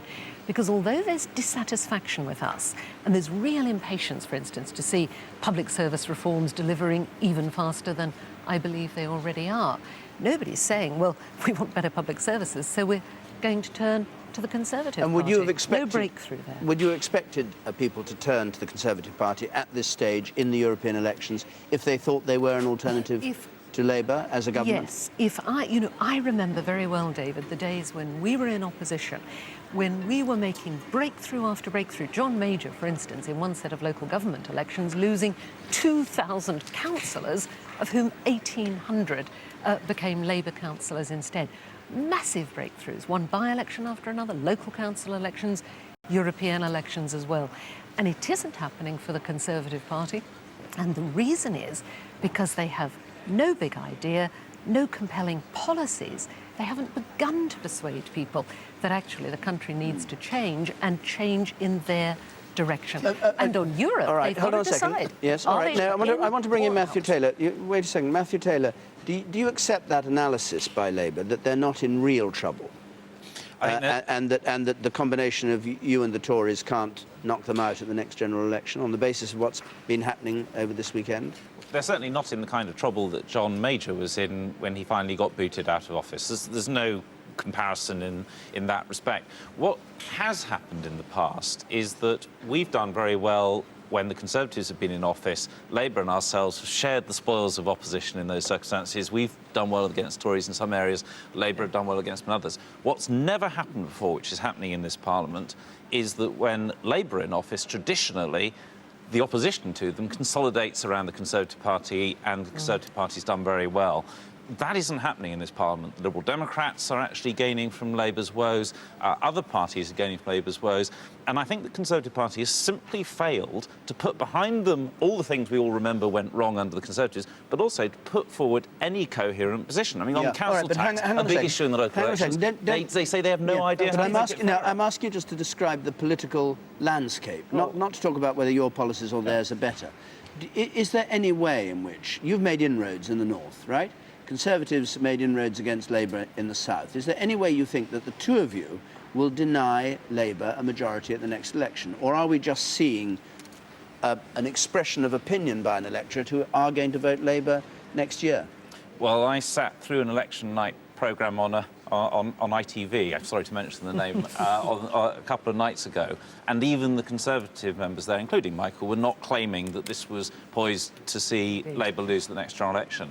It may yet happen. It will depend what Labour does to correct the situation on Iraq, whether the Prime Minister can bring himself to apologise about weapons of mass destruction, whether they can do it on the services. We're certainly not yet at the point there's going to be a change of government, but there may be. What is happening is we now know, I think, that when Labour lose, we will be part of the gainers from that. It will not be the Conservatives on their own. Exactly the shape of it remains to be seen. Your turn. I agree with Matthew that it'd be stupid to say that the election results last Thursday or these tonight actually predict the next election. But what they do is they predict movement. And when I was on this programme the other night, which we've talked about, we were told at that stage we were going to get 34% of the poll. We were told this wasn't very good. We ended up with 38 later in the evening. Now, that was 12% ahead of Labour. The swing in that election from Labour to us was enormous. I'm not saying that actually predicts the next election, but it certainly shows momentum. And I do congratulate Patricia. She's making exactly the same point that night as she's making tonight, totally oblivious of the results as they come out. She's very good at sticking to the line that she's given. But what we are seeing here, and in these elections, and I think they are different to last Thursday's, we're seeing people actually concentrating on something which is rather more narrow than what they were looking at last week. They're looking actually at Europe. And when the last European elections gave us a very, very big majority, we didn't go around saying that that was going to predict our position at the next election. What we did say was that it did reflect people's concerns about Europe. I think we're going to see those concerns reflected. All right, no, wait. We've got another result. Wait. We've got more results. I don't want the result flow to stop. The argument's very interesting, but we've got another result. It's not a British result, it's Poland. And Poland was the largest of the new countries to come and join the European Union. And this is the result of, in Poland, a prediction. And the centre-right, the opposition party in Poland, at the top of the poll, 20 MEPs. The right 7, the socialists who are in government 6, they're in a lot of trouble in government. There's a lot of unemployment and poverty and all sorts of other problems. And the Liberals with 3. And I think the governing party actually, because we've grouped the parties just by a general term, are actually in 5th place, Heather. They are. They're in 5th place and they're behind 3 protest parties, quite right-wing protest parties. This is an extremely interesting result because the centre-right have done much better than expected, much better than they've done even in recent polls. They got about 28% of the vote. And the government are completely creamed. This is, after all, just a caretaker government currently in power. It hasn't managed to win a vote of confidence recently. It's in terrible trouble. It's had corruption scandals as well as the unemployment question you mentioned. But the very interesting thing is we've got a large number of protest parties and some of them are very Eurosceptical, some a little bit less so, but they got a total of 34% of the vote put together. That will make them the largest protest party bloc within the European Parliament. Sounds as if the Polish government will envy the British government and its position on these elections from what you say. Let's join Jon Sopel now from Brussels again. John. David, thank you very much indeed. Well, we're getting the results sort of coming in here at the various times they're flashing up on the board. Not as good as Peter's graphics, I've got to say, but not bad nonetheless on what they forecast the Parliament will be. I'm joined now by Marianne Thyssen, Vice President of the European Parliament from the centre-right European People's Party, and by Antonio Vitorino, the Commissioner for Justice and Home Affairs. Antonio Vitorino, first of all, on turnout, are you disappointed? Yes, I am disappointed. We had some pre-election polls that showed that we had the expectation that this time the participation, the attendance will be higher. Unfortunately, it's low. It's not the case in the UK, I know, but unfortunately we have to recognize that the sense of remoteness is still very present in the electors. And your socialist group, how do you feel they've fared overall? Because it's a patchy, some countries it's up, other countries it's down. Yes, there is a trend. Ruling parties have done badly a little bit everywhere with a few exceptions. And of course that will also affect the composition of the parliament. Nevertheless, I think that it is important to say that this is an historical moment because for the first time people in 25 member states have participated in voting of the European Parliament, and that is the positive message for the future. Yes, but the turnout is worrying, isn't it? There are lots of people who don't feel engaged with what you're doing here in this Parliament. No, this is a problem. We must try to improve that. But anyway, when I look at the results, then I am happy. I have to be happy because we see that our group, the group of the EPP, of the Christian Democrats and the European Democrats, we stay the biggest in the Parliament, and this must make us happy anyway. So now, who are you going to vote for as Commission President? We will have to wait until we have a proposal of the European Summit. It are the leaders of the governments of the 25 member states who have to do a proposal, and then the Parliament has to improve, has to vote. So we hope that those leaders have the wisdom to send someone with whom the Parliament can agree. What about the person standing to your left? The person standing to my left, well, when he will be proposed by the governments, we will have a meeting in our group and we will see what we do. Mr. Vitorino, your name is being touted as one of those as a possible Commission President? Well, names are floating, but what I think is important is that the next Commission will have to reflect the pluralism of this Parliament and have a strong backing in this Parliament, because the challenges we are confronted with are extremely demanding, and I think that we need to build a large coalition of those who are willing to make the European project advance. You've talked about, both of you have talked about worry about apathy. You're both from party groupings that believe in ever closer union, and yet there seems to be a movement towards varying degrees of populist support for populist parties or Eurosceptic parties. Does that concern you? Well, in my opinion, it shows also that those groups need to be represented in the parliament. So they recognize the democratic legitimacy of this parliament. And then, from that point on, it's a political fight, and that's what we are here for. I agree with the Commissioner, and I'm happy that even though there will be a majority who is pro-European, so we have to not to fight, to discuss with each other, to find compromises where possible, to find majorities where necessary, and there will be a majority that's pro-European, and that will make it possible that Europe goes further in his logical evolution. But the assumption in the European Parliament has always been that everyone is pro-European and that the people who are anti-European are seen as sort of mavericks, slightly odd individuals. They're now going to be a power bloc, aren't they? Yes, that makes it's very important that we have good discussions, good debates here, that we can convince people. We will do better our best, and we will have to do our best to convince people also in the Parliament, but we are used to that. We had already a lot of Eurosceptics. Yes, but they haven't been as powerfully organised before. No, that's true. So we will have to organise the other side also in a better way, and see with more than one, of course, that more than one group together, we must find majorities. Ms. Vitorino, would you very quickly put any money on yourself to become the next Commission President? Well, that's not the case today. I will not comment on that. Thank you so much. Okay, thank you very much, both of you. Now back to you, David, in the studio. Thanks, John. Well, Patricia Hewitt, it's said that Tony Blair wants him as president. Well, I'm not going to comment on discussions that are going on, but I'm sure we will come through with an excellent new president for the Commission. I certainly hope so, because there's a big job to be done in Europe. Michael was mentioning the whole issue of regulation earlier on.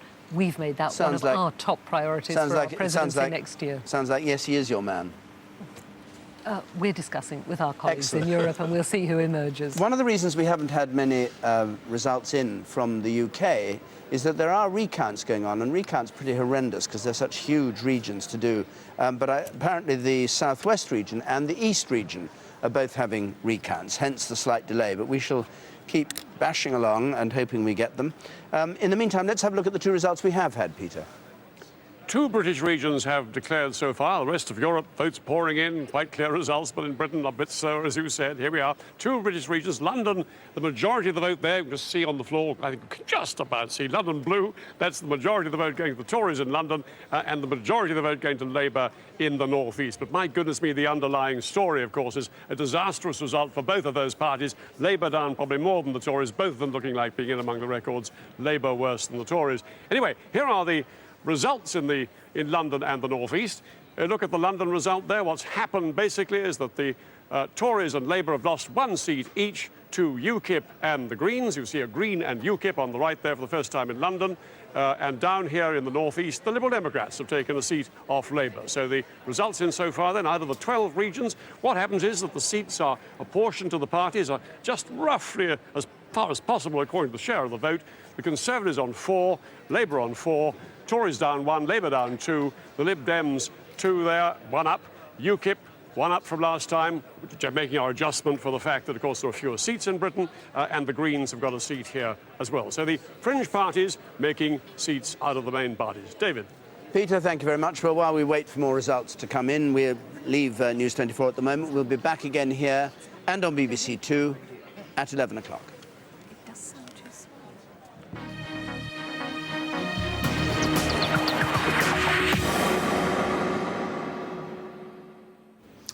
Hello, this is BBC News 24. I'm Chris Lowe in London. The first results are declared in the European elections. The Eurosceptic UK Independence Party hope to make big gains.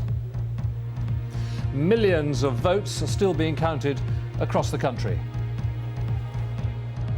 And I'm Jon Sopel in Brussels. And the picture across the rest of Europe. A strong performance by Eurosceptic parties could give them more power in the new Parliament. And the governing parties suffer at the hands of the voters. Gerhard Schröder's Social Democrats are among them.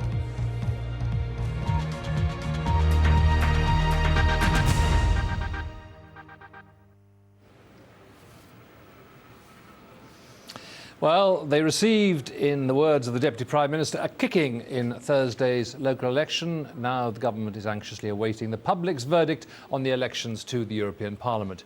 Results are beginning to trickle in, and already it's not good news for Labour, but it's not good news for the Tories either. Let's have a look at how the figures stand so far.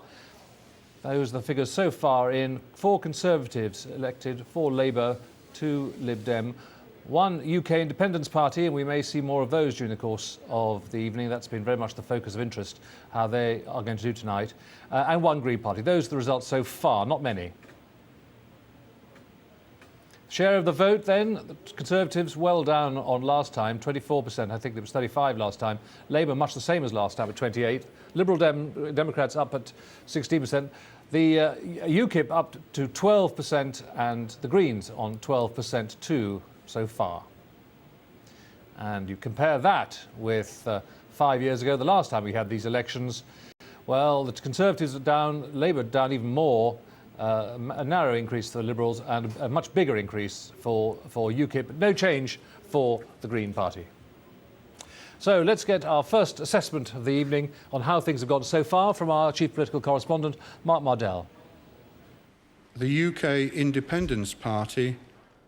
Little glamour or drama as the first result of the night came in just minutes ago from London. UKIP did take their first seat of the night, but Labour and the Conservatives had 3. So will the party that wants to get out of the European Union altogether go on to take more? For years, the women and men of UKIP have grown used to being dismissed by the political establishment as a fringe group. They hope tonight is their revenge. The Conservatives are considering how to respond. I think people in the referendum voted to be in an economic community, and many of them find that they've got political integration forced upon them that they never actually assented to at the ballot box. And I think there's an increased sense of resentment and a heightened sense of anxiety because the current government is so keen to push forward to the European Constitution. Labour too are braced for a result that will see a big thumbs down for the European Union, but they're rather pleased that this puts the focus more on the Conservatives than them. We believe very strongly that it's in the interests of our people for Britain to stay as a leading member of the European Union.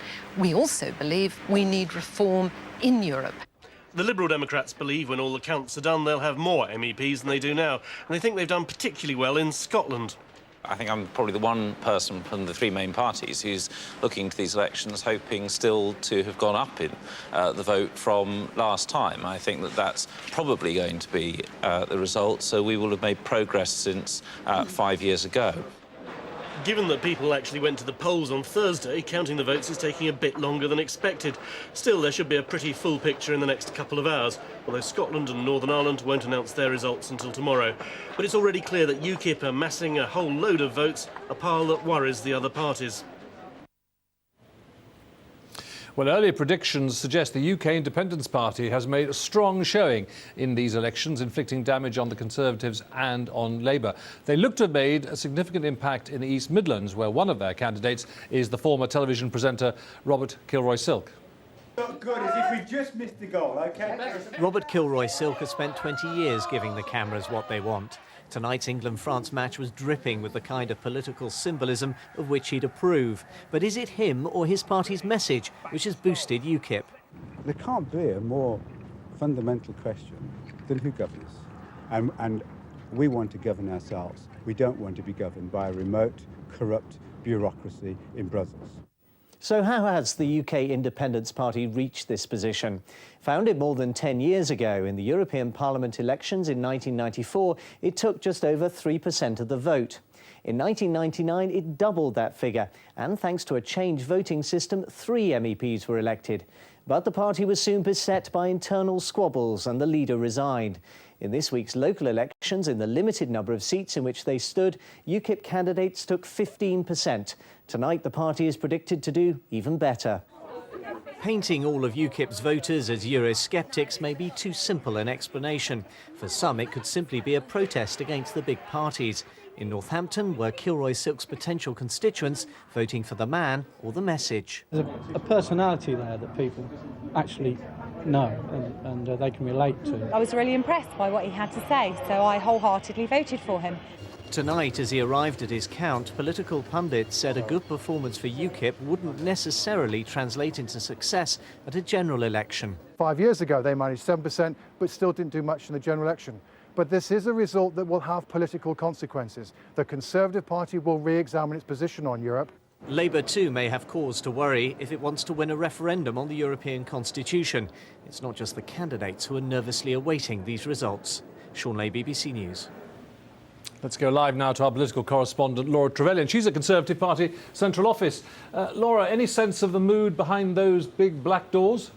Well, Chris, they're expecting to take a hit from UKIP, but the question is just how big will that hit be? And we've only got 2 results in so far, and they show that UKIP have gained 1 seat, so not a tremendous amount to go on. But what senior Conservatives are saying to me is that if there is a huge vote for the UK Independence Party, then Michael Howard is not going to change course on Europe. He's not going to move from this middle ground he's trying to occupy, saying that Labour are at one extreme and the UK Independence Party are at the other. Now, of course, that's Michael Howard's position, and also senior Conservatives are saying that they regard the local election results on Thursday, which of course the Tories did very well in, getting 38% of the vote. They regard that as being more indicative of how people would vote in a general election. However, there's no doubt that a big UKIP vote will cause a lot of internal discomfort for Michael Howard, because there will be Conservatives who will say this shows that the country wants to pull out of Europe, therefore we should harden our position on Europe. But Michael Howard and his team believe that having a strongly Eurosceptic message in 2001, which is what William Hague did, didn't help the Conservatives. They didn't win the general election, so they want to try and keep to a middle ground on Europe. But there's no doubt that a big UKIP vote would make it difficult for him to stick to that course. Yes, because he presumably wants to try to avoid the dilemmas and the problems that his predecessor, but one, John Major particularly, felt, where the party virtually tore itself apart on this very issue. Well, Europe has haunted the Conservative Party really since 1990, and what they don't want to confront, what they're very much hoping they won't have to confront, is a scenario whereby a lot of their voters defect to the UK Independence Party and then stay there, because the UK Independence Party is saying that they will contest a lot more seats at the general election. Now, it's one thing for people to vote this way in a European election, but if the Conservatives were to see a big proportion of their vote defect to UKIP in a general election, then of course that would damage their chances of forming the next general election. So the last thing Michael Howard wants is for tonight's vote to reopen the Tory wounds on Europe.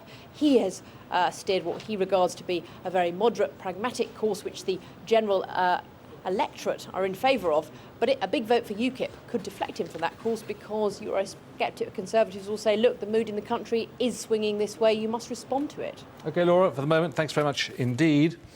Well, that's the picture just for the moment here in the UK. Lots of recounts going on, so that's why we haven't had as many results yet as we perhaps might have expected, but they'll all be coming, we think, in the next hour and a half. Anyway, let's go live now to Brussels, where Jon Sopel can tell us what's happening in the rest of Europe. John. Chris, thanks very much. You join us in the heart of in the well, I suppose you'd say, of the European Parliament, the hemicycle here, and you can see on that big screen behind me there the various different people being interviewed and everyone getting their quotes. I'm joined by a galaxy of stars from the European Parliament, the Vice President and the President. Georgios Dimitrakopoulos, thank you very much for joining us. You're from the European People's Party, yes, and your party seemed to have done very well tonight. It has done once more very well. Why? And I think because it has demonstrated over those years that it can treat the big questions and the smaller questions that make the European reality in a sensible, reasonable, democratic and efficient manner.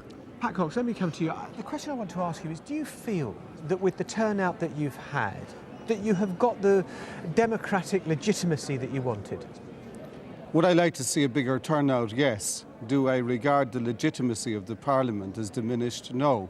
The secular trend, regrettably, in Western democracy tends to be downward, not just for this Parliament.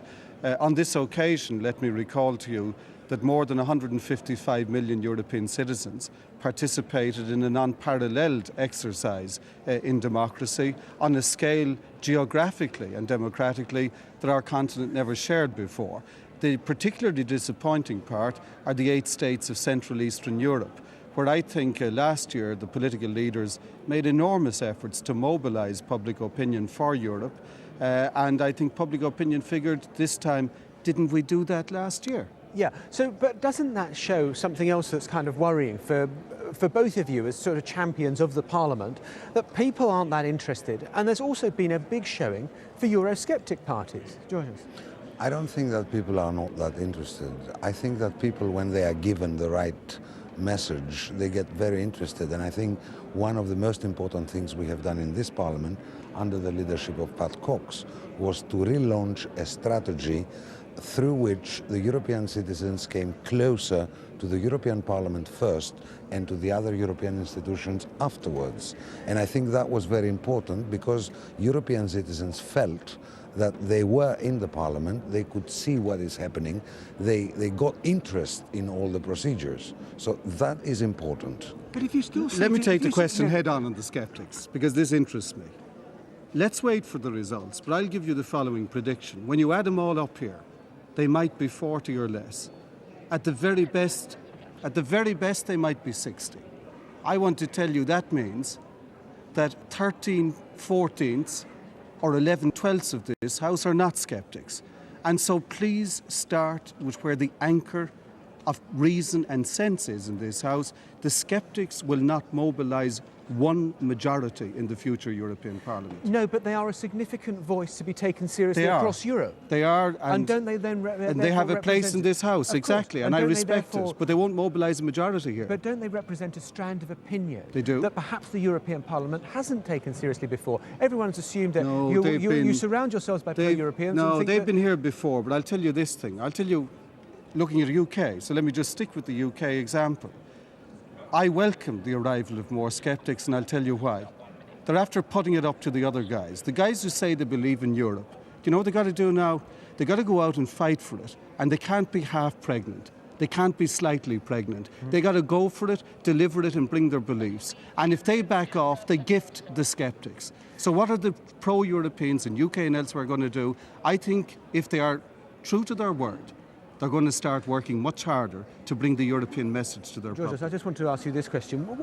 A lot of people still don't know what the European Parliament is for. They know it's in Brussels, they know it's something to do, but do they know what you legislate? The ordinary people in Greece, the ordinary people in Ireland, the ordinary people in Britain, do they understand what the European Parliament does? I think they do, and it has been a part of our strategy to make them understand in not only what we do in general, but also the key areas where the European Parliament intervenes and contributes by taking the decisions the European Union has to take.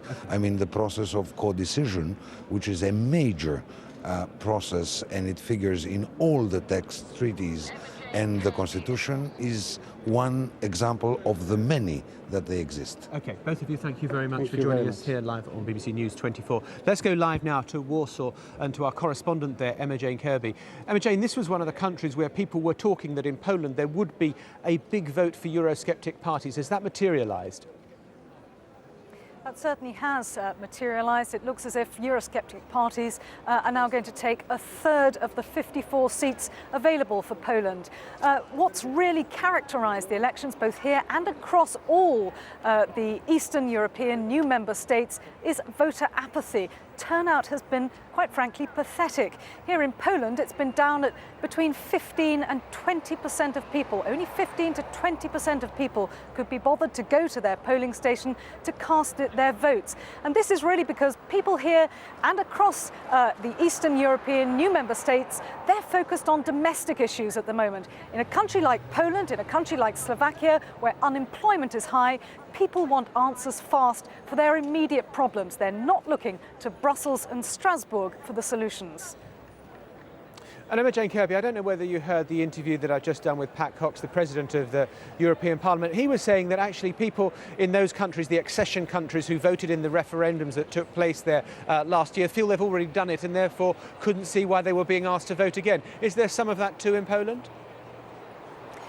Well, I think there is certainly some of that in Poland. People that I spoke to said, well, they were pleased to join the European Union, but really the relevance of Brussels was they couldn't see the point. Of course, Poland is a country in a political crisis at the moment. It's got a big domestic upheaval. The Prime Minister is fighting for his political life. The whole country is poised for general elections. So, of course, the focus is domestic.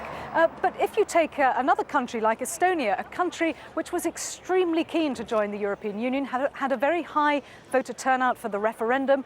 Now, when you ask people there, how do they feel about the European Union? Well, 38% of the people there say the European Union, what does it do for us? It doesn't make any sense to us. OK, EJ in Warsaw, many thanks. Let's go live now to Madrid and our correspondent there, Katia Adler. Katia, what we've been reporting tonight is how governing parties have been given a mighty kicking, but that doesn't seem to have been the case with the newly installed socialist government in Madrid. Not the case at all. The Socialists won a general election here in March, on the 14th of March. Don't forget, just 3 days after those dreadful multiple train bombings in Madrid. It was a surprise election result at the Times. The governing Conservatives had been expected to win another term in power. And for them, at these European elections, it was like the general elections Mark II for them. It was round 2. They said they wanted to show that the Socialist Party's popularity was just a flash in the pan and very much related to those awful events in March. But it doesn't appear to be the case at all. The Socialists still ahead in these European elections, though only by 2%. People who did go out to vote today said that they had the same issues in mind. They were thinking about Spain's role on the world stage. They were thinking about the US-led war in Iraq, the fact that the majority of Spaniards opposed that war, unlike the previous Conservative government. And they were also thanking the Socialists, they said, the new Socialist government that made good on a pre-election promise to withdraw all Spanish soldiers who were under that US-led multinational force in Iraq. So that's what they had in mind. All the same, I have to say that it was the lowest turnout ever for Spain in the 5 European Union elections that the people here have taken part in so far, even though still 1% above the European average. 46% of Spaniards went to vote today, but still that's a very low turnout indeed for Spain. And Katia, very briefly, the change of government has also changed the government's position in terms of its relationship with the European Union, in terms of the alliances, in terms of France's opposition to certain sort of voting systems. Indeed. Well, first of all, as for returning to Europe, it was felt that the previous Conservative government put America first, transatlantic relations first. The slogan for the European elections for the Socialists was bring Spain back to Europe. They want to mend fences with France and Germany, whose noses were put out of joint by the former Conservative government's strong support of the US-led war in Iraq. And also, they had opposed, along with Poland, this reformed system of voting for new laws within the European Union that was to be simplified as the European Union enlarged. The new Socialist government says it won't stand in the way of these changes, even though Spain will lose some of its power in Europe. OK, Katia Adler in Madrid, thanks very much. That's the picture here in Brussels, in the European Parliament. Now back to you, Chris, in the studio. John, thanks very much indeed. Well, let's cast an eye over the couple of results only we've had in so far because of the recounts that are still going on. First of all, London, which was the first to declare. Conservatives 27, Labour 25, Lib Dems 15, and the others 33%, with a turnout of 37%.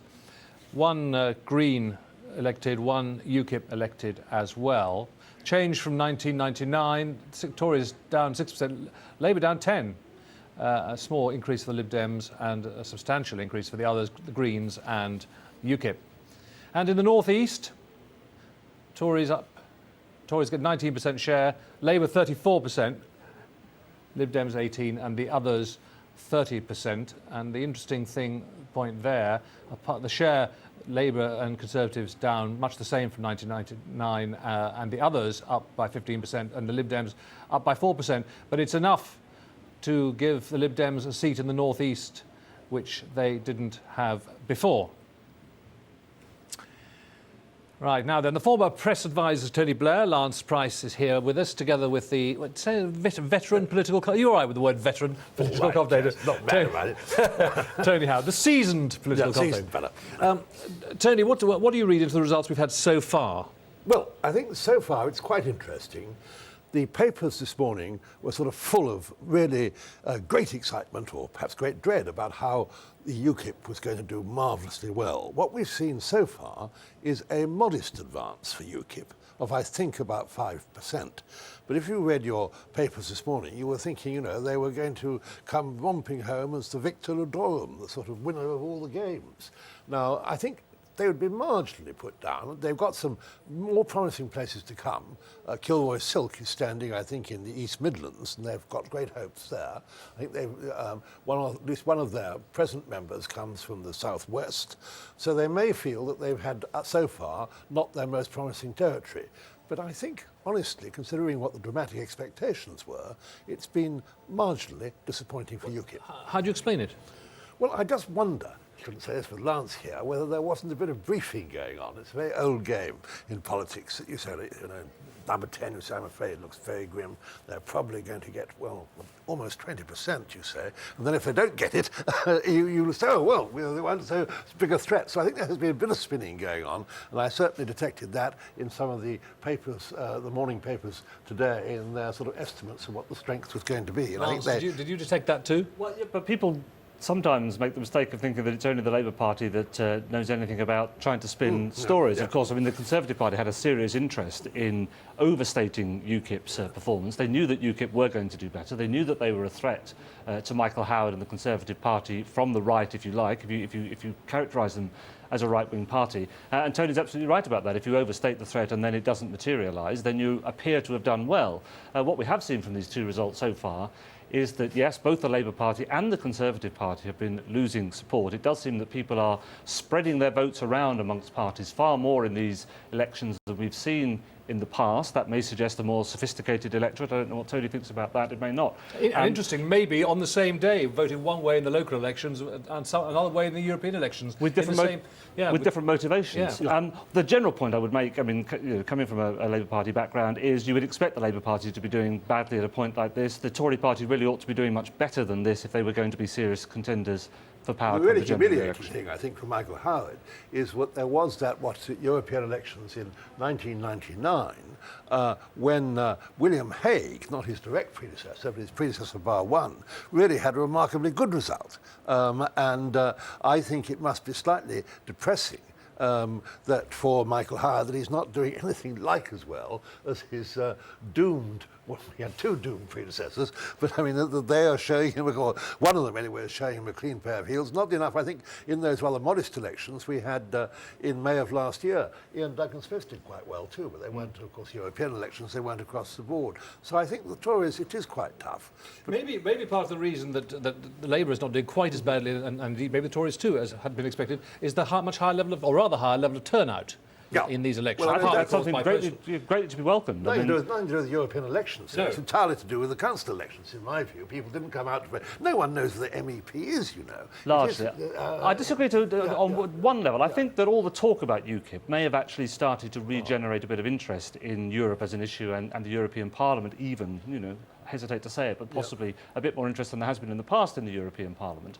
And that's one reason why I'm not one of the sort of doom-laden people who thinks that UKIP is some dreadful, desperate new invention within British politics. I think it's quite a healthy thing, because we know exactly where UKIP stand on the European Union and on the position within the European Parliament. It's a perfectly legitimate, perfectly reasonable position to hold. And reflects a body of opinion in the country. It reflects quite a large body of opinion in the country. We'll see tonight just how big that is, because don't forget, if the Conservative Party are to be taken at their word, they remain a broadly pro-European party, although we know there are a lot of their members who actually I just wish that their representatives is bad with more competence.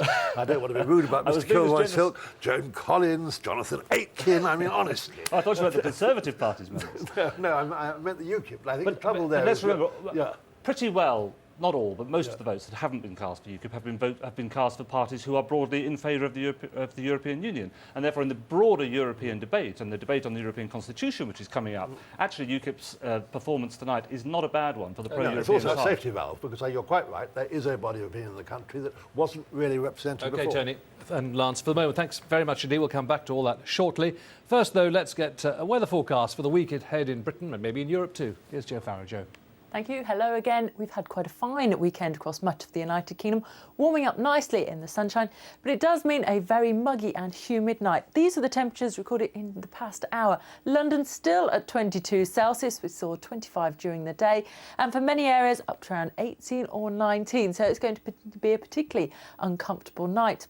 Now, we have got just a few showers around coming on towards Cumbria, and still the dull, damp weather across the far north of Scotland. This weather band has been around through the day, and it looks like staying even as we go into the new week.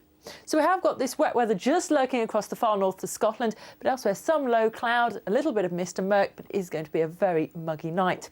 So a warm start to Monday morning, and many areas are going to be fine and bright. The sunshine coming through, any mist soon disappearing. But we do hold on to that low cloud and the drizzly rain in the far extreme north and west of Scotland. Through the afternoon, it looks like we'll see more brightness for eastern parts of Scotland into Northern Ireland, as still a lot of England and Wales staying fine and dry and also hotting up in that sunshine. Now, it looks like for much of the southwest, we're going to see the sunshine, temperatures are leaping up, but for some coastal areas, it is going to be cooler, where we begin to see low cloud, mist and murk just pulling onto the Devon and Cornwall coast, and also for western parts of Wales. Further inland, though, temperatures leaping up to around 27, 28 or perhaps even 29 Celsius. So really quite a hot start to the working week. Perhaps a 23 Celsius in Northern Ireland in the brightness, and for eastern Scotland up to around 25. As we go into Tuesday, things just beginning to change. We are going to hold on to the heat across much of England and Wales, still with that sunshine, still fine weather. But the wet weather in the north is just going to start to slip its way southwards, pulling across Scotland just into Northern Ireland. And we're going to see that band of wet weather pulling its way southwards as we go towards Tuesday night. Things change behind that. We pick up northerly winds, and it does turn much cooler as we go into Wednesday. We'll see the wet weather pulling away quickly from the far south through the middle of the week, and behind that, in the northerly winds, the temperatures fall away, back down to around average really, but you'll really notice the difference after the extreme heat we've seen to start the week. So a lot of showers for the middle part of the week. We hold on to that cooler conditions as we go into Thursday. A lot of showers, losing that heat.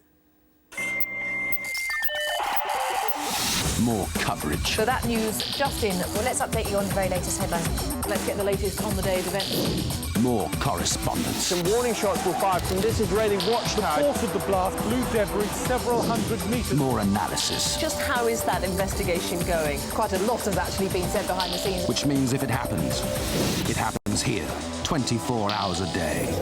BBC News 24.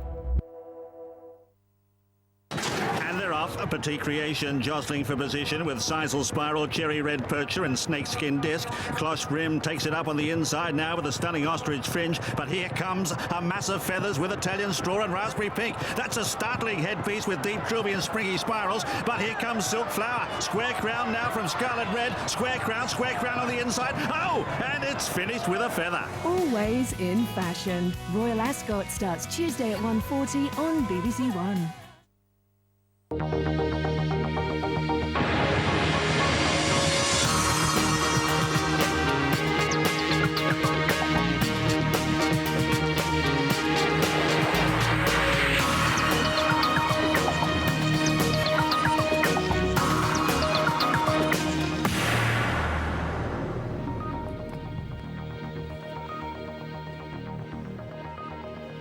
Well, welcome back to the alternative Euro 2004 results programme.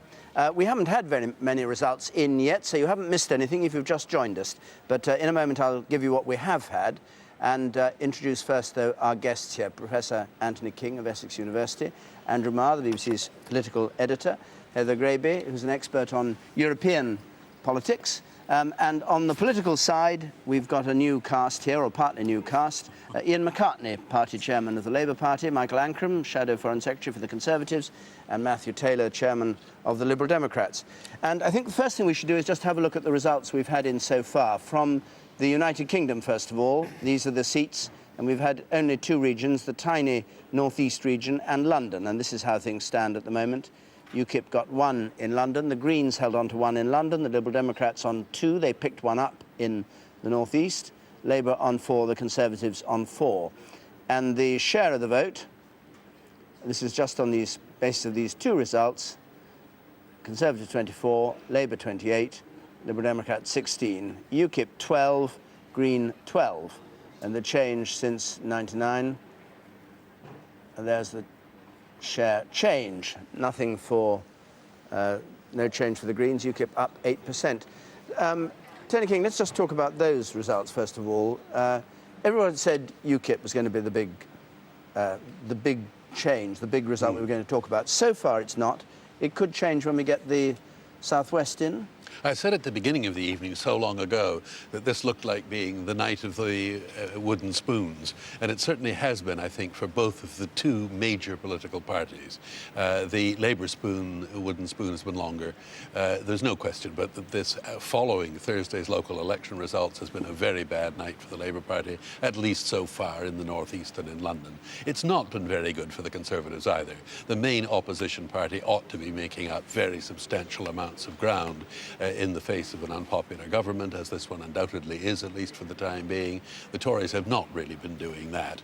The victors so far in the evening on a fairly large scale are the Liberal Democrats. It'll be very interesting to see whether they can continue to pick up both shares of the vote and seats in other regions. As far as UKIP are concerned, I mean, some of the pre-election polls certainly were giving the impression that we were seeing a tremendous upsurge in UKIP support. We're not getting that. Nevertheless, UKIP is making some progress. They've won a seat in London. The news from at least one of the other regions is that they may have gained at least one seat and possibly two. This is the East Midlands. The East Midlands. Yes. So that UKIP is there. There's no question about that.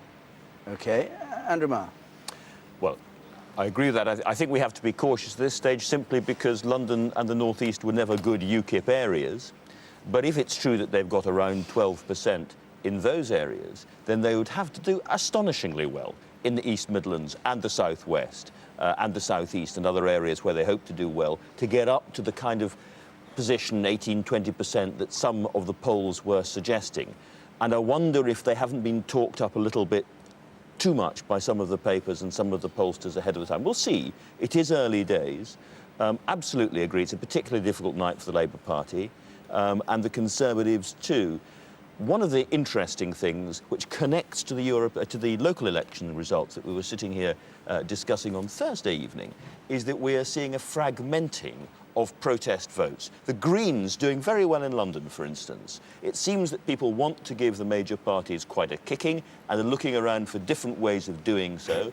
And I think the Liberal Democrats are going to come out pretty well from this evening, and we'll hope that that kind of anti-Labour, not quite Tory vote that seems to be there in the country does well for them at the general election. Why do you call the Green vote a sort of vote of disaffection? Maybe it's a vote for the Greens, full stop. Well, there's always a positive agenda in these things, but it's interesting that in different parts of the country they do so differently. You would expect that if it was a nationwide political party moving ahead across all parts of the country, you would see their vote going up uniformly, which you don't.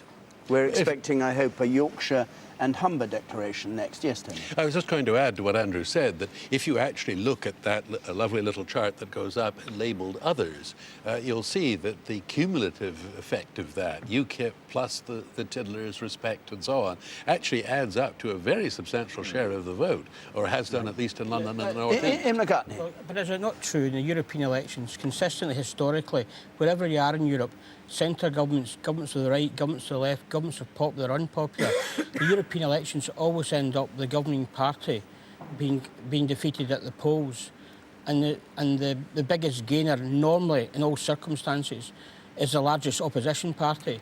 So what do you read into that? There's nothing to worry about. No, I'm not saying that at all. What I'm saying today is that we're going to see a historical change here. I'm not a betting man, but I'd maybe put my mortgage on it that the Conservative Party, unlike other opposition parties in the past, are not going to get the significant surge that they get in previous European elections, like what William Hague got, like what they were asking the party members to get 42%, and the party chairman only a few weeks ago said in the Daily Telegraph they get 45% of the vote and 36 seats. It's going to be nothing like that. And I think that's a significant change this time. All right. The beneficiary is not going to be the Conservative Party. We'll come back to you and to the Conservatives in a moment, but let's just find out a bit what's going on tonight. John Hess in the East Midlands. Can you fill us in on the delay?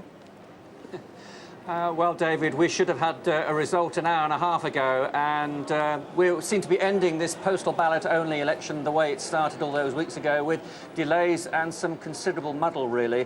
What's happened here in Northampton, which is the regional hub, the regional centre for all the results from 40 centres to be phoned in, is that there's been a recount here. We're getting reports that there have been calls for recounts at other centres, calls for votes to be verified, for example, in both Boston, Lincolnshire and in Leicester. And And out of those 40 districts that are sending their results here, as things stand at the moment, I've only got the outcome from 2 of those. And even those 2 give interesting share of the votes. For example, in Bassetlaw, in North Nottinghamshire, UKIP have polled 27% of the vote, dead evens with Labour, which has also got 27, with the Conservatives on 24% of the vote.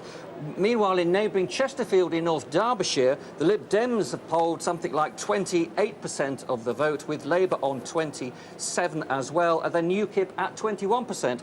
So it looks as though the vote's going to be scattered, and certainly I wouldn't say that those 2 districts are typical of the rest of the East Midlands, but it does give an indication of how close this vote is likely to be. And the other indication is that UKIP are going to do very well in the East Midlands.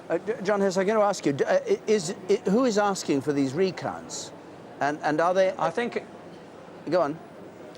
I think it's a combination of both the Greens, the minority parties, and UKIP. I've got no indication that the recounts are being called for by either the Liberal Democrats or the Conservatives at this stage.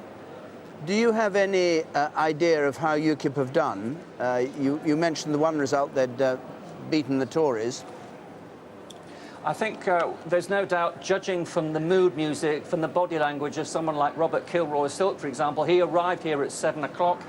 He said he wasn't going to be counting his political chickens before they hatch. He went to watch the football, came back shortly after 9 o'clock, expecting a full declaration here, possibly 15 minutes later, and he, like everyone else, has had to stay. He, I have to say, is the most chipper of the politicians here. There's almost a look of resignation among both the Labour, Liberal Democrat and especially the Conservatives. Thank you very much indeed. Michael Ancram, a quick response to that. The one result he had, Tories behind UKIP. Yes, well, we don't know the whole result. No, we don't. No, I'm asking you not about the whole result, but about that result. But I mean, that's in a particular place. I think that was in Bassetlaw, and I think it would be interesting to compare that with what the results were there last week, and I think we'd find they were rather different, which underlines what I've been saying for a long time, that these are different issue elections from the local elections last week, and why we shouldn't extrapolate from them. But you know, looking at this overall, the moment we saw Robert Kilroy-Silk in the Midlands and all the publicity and everything else, he was obviously going to do well, and we obviously knew that that would be partly at our expense, and we had to accept that. OK, we've got a result coming in. Good God. I, Paul Rogerson, being the regional returning officer at the election held on Thursday, 10th June 2004, for the election of European Members of Parliament for the Yorkshire and the Humber region, do hereby give notice that the number of votes cast for each party or individual candidate at the election is as follows. Alliance for Green Socialism Stop War, 13,776. British National Party,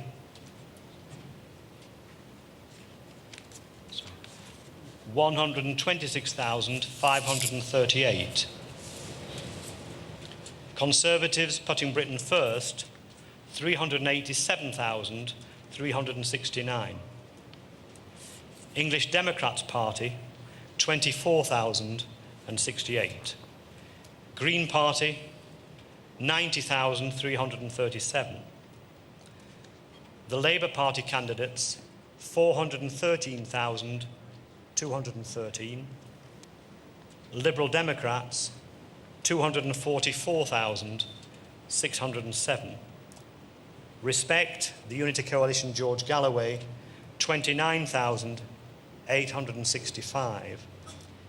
UK Independence Party, 228,666. Robert William Ellis, Independent, 14,762. And I hereby declare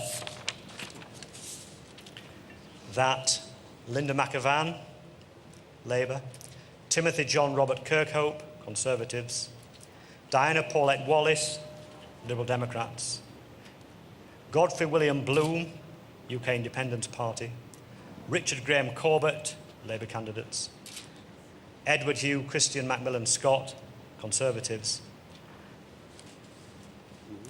are duly elected for the Yorkshire and the Humber region of the European Parliamentary election. So The result in Yorkshire and the Humber, the Conservative vote is down 12%, the Labour vote is down 5%, and UKIP are up 7%. Thank you very much. Tony King, what do you make of that?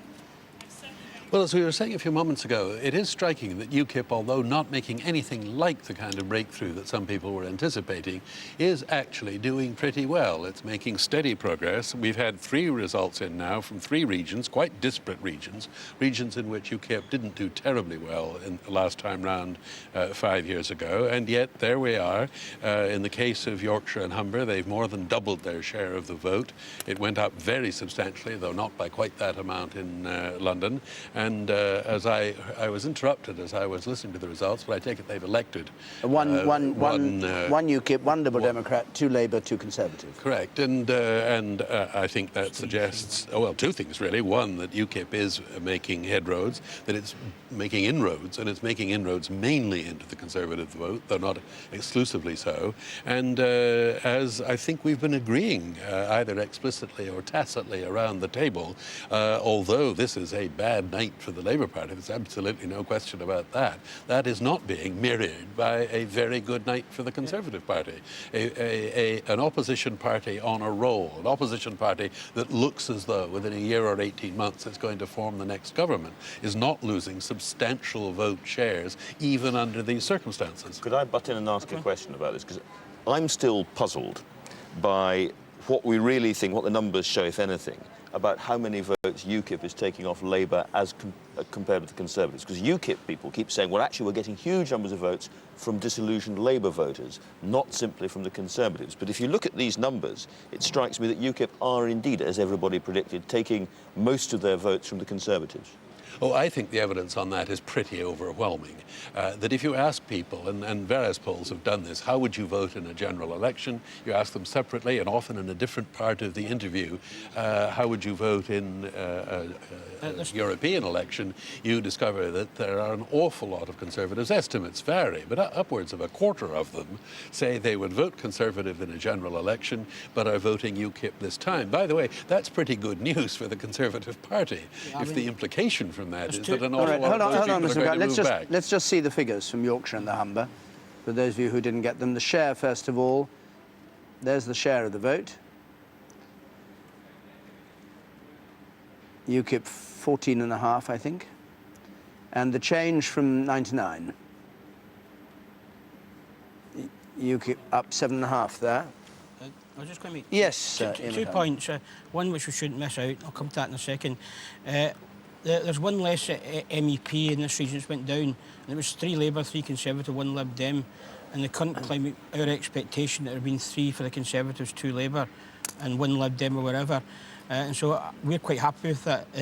Pleased that we've actually maintained the parity there. But interestingly in that result, the BNP had targeted Yorkshire Humberside and the North West. Significant targeting. I'd put a large number of candidates up at local government elections in this area, and thank goodness they have failed miserably in trying to get a European Member of Parliament elected. But they did get 126,000 votes, and their share of the vote went up 7%. Indeed, that's the challenge, but they fell far short of their expectation. I think that's because the main political parties have put a lot of effort in, individually and collectively, to put a message out about the dangers of the BNP. All right, I think we can hear from Peter Henley in the southeast. Let's just catch up on what's happening there.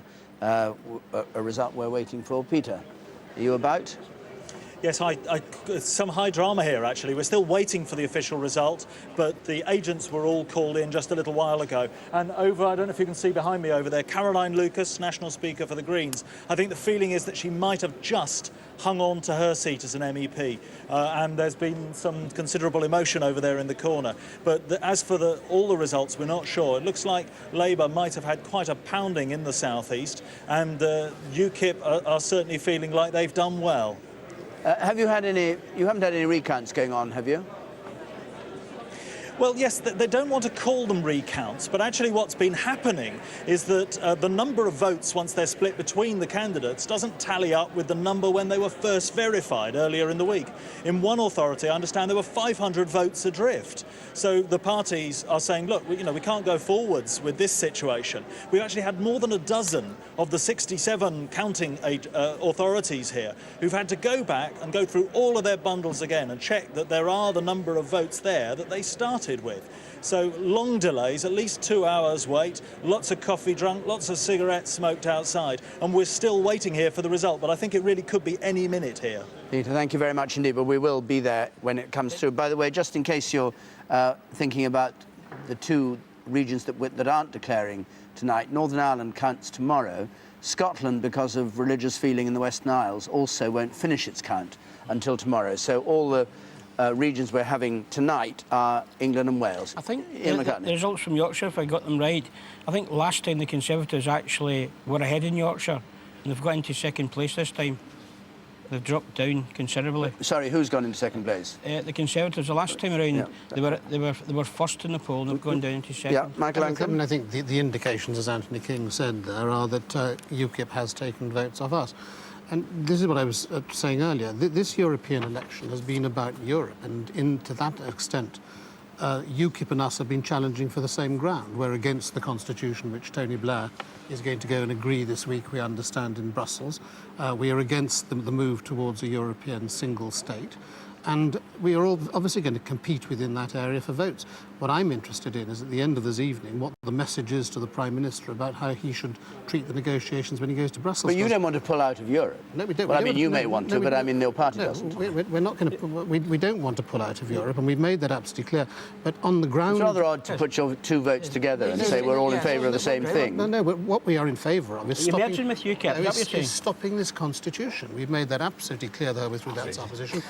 Robert Kilroy-Silk today was saying that was his position too, and I think we are going to see a very strong anti-constitution vote in this European election. All right, Matthew Taylor. The Conservative Party is wonderfully split now on this, because on the one hand they're saying, well, we're sharing the same vote, we're really appealing to the same people. On the other hand, we've got Michael Howard saying, oh, they're a bunch of extremists, you shouldn't vote for them. The problem is the Conservative Party for years now has relied on using extreme language about Europe in order to pull in Euro antis to support it. What they've actually done is set the groundwork for the creation of a genuinely anti-Euro party, and you've now got the bizarre position of Michael Howard, of all people, having to defend the European Union, which he's certainly never done before. OK, hold on a second. I want to hear from Heather Graby now about the rest of Europe. Let's leave the UK for a moment. Heather. Well, this is very interesting, because across Europe we're seeing gains for protest parties of various kinds, some of which are Eurosceptics, some of which are far right or far left. But as Andrew was saying earlier about the UK, the votes are fragmented. You don't see a very clear vote which goes to one particular party. And within the European Parliament, it's not at all clear that the Eurosceptics will form a bloc. They have a huge incentive to do so, because if they could team up together, they could qualify for money as an officially recognised grouping. But it doesn't look like they'll do that, because some of them want a free market economy, others are really very protectionist. You've got groups like the British Conservatives, which have joined the general centre-right grouping, and then you've got many others which have joined funny fringe groupings. I mean, there are, for example, the EDD, the European Diversity and Democracy Party. So I think the problem is that even though across Europe, yes, there is a proportion of the population which would like to see the EU slow down, which would certainly like to register a protest against their governments, once they get into the European Parliament, they don't vote together for a particular agenda. Do you think that we're talking here about the effect of UKIP, as yet undiscernible on the other three parties? Do you think in all the capitals of Europe, I mean, Berlusconi, for instance, in Italy, has gone second in the poll, badly down. Do you think that there's going to be an effect in all these parts of Europe which will change the perception by those governments of how Europe should develop, or is it not as direct as that? It's not as direct as that because of this fragmentation of the protest vote, because people vote for Greens as much as they'll vote for Eurosceptics, for example, and because of the fact that these groupings don't have a clear and consistent platform together, that makes it very difficult to see how they're going to either make an impact within the European Parliament or the same impact in the national governments. But what's interesting is this anti-government anti-incumbency effect that we're seeing across Europe is much less less in the rest of Europe than it is here in the UK. There's an average 11 percentage point decline in support for parties in power, whereas we're seeing 23% down for Labour. OK, well, we're joined now by Richard Bilton, who is in Portugal, not for politics, I think, but for the football, Richard, in the first place, wasn't it? David, that's right, yeah. Passions, of course, European passions, very strong here tonight after the football result. But this area that we're in, the Algarve, the holiday resorts here, full of football fans from across Europe for the football. Also aware of this other more important, if you like, European event. Earlier, I spoke to three individuals, Maria from Holland, Hangel, who's from Spain, and first, Jose from Portugal, to see what they thought the big issues were. Will you vote in the European elections? Have you voted? Of course, I think it's everybody. It's right. Everybody should do it. What does the European Union mean to you? For me, the best. For me, it's like having a symbol here. For me, the European Union means this. This for me is going to every country in Europe and being the same as the nationals from that country. So he's a fan. What about you, Maria? What does the European Union mean to you? When you think of the European Union, are you Dutch or are you European? No, I'm not Dutch. I'm a European. If we work together all, we can have a good, what you said, a good future. And we all go apart, we apart everything, it's going to be a big mess and everything is going to be screwed up. Everybody go his own way. And I think it's good for the import and export to work together because people can help each other. It's important, you think, that people are involved? Because, we get low turnout sometimes at home.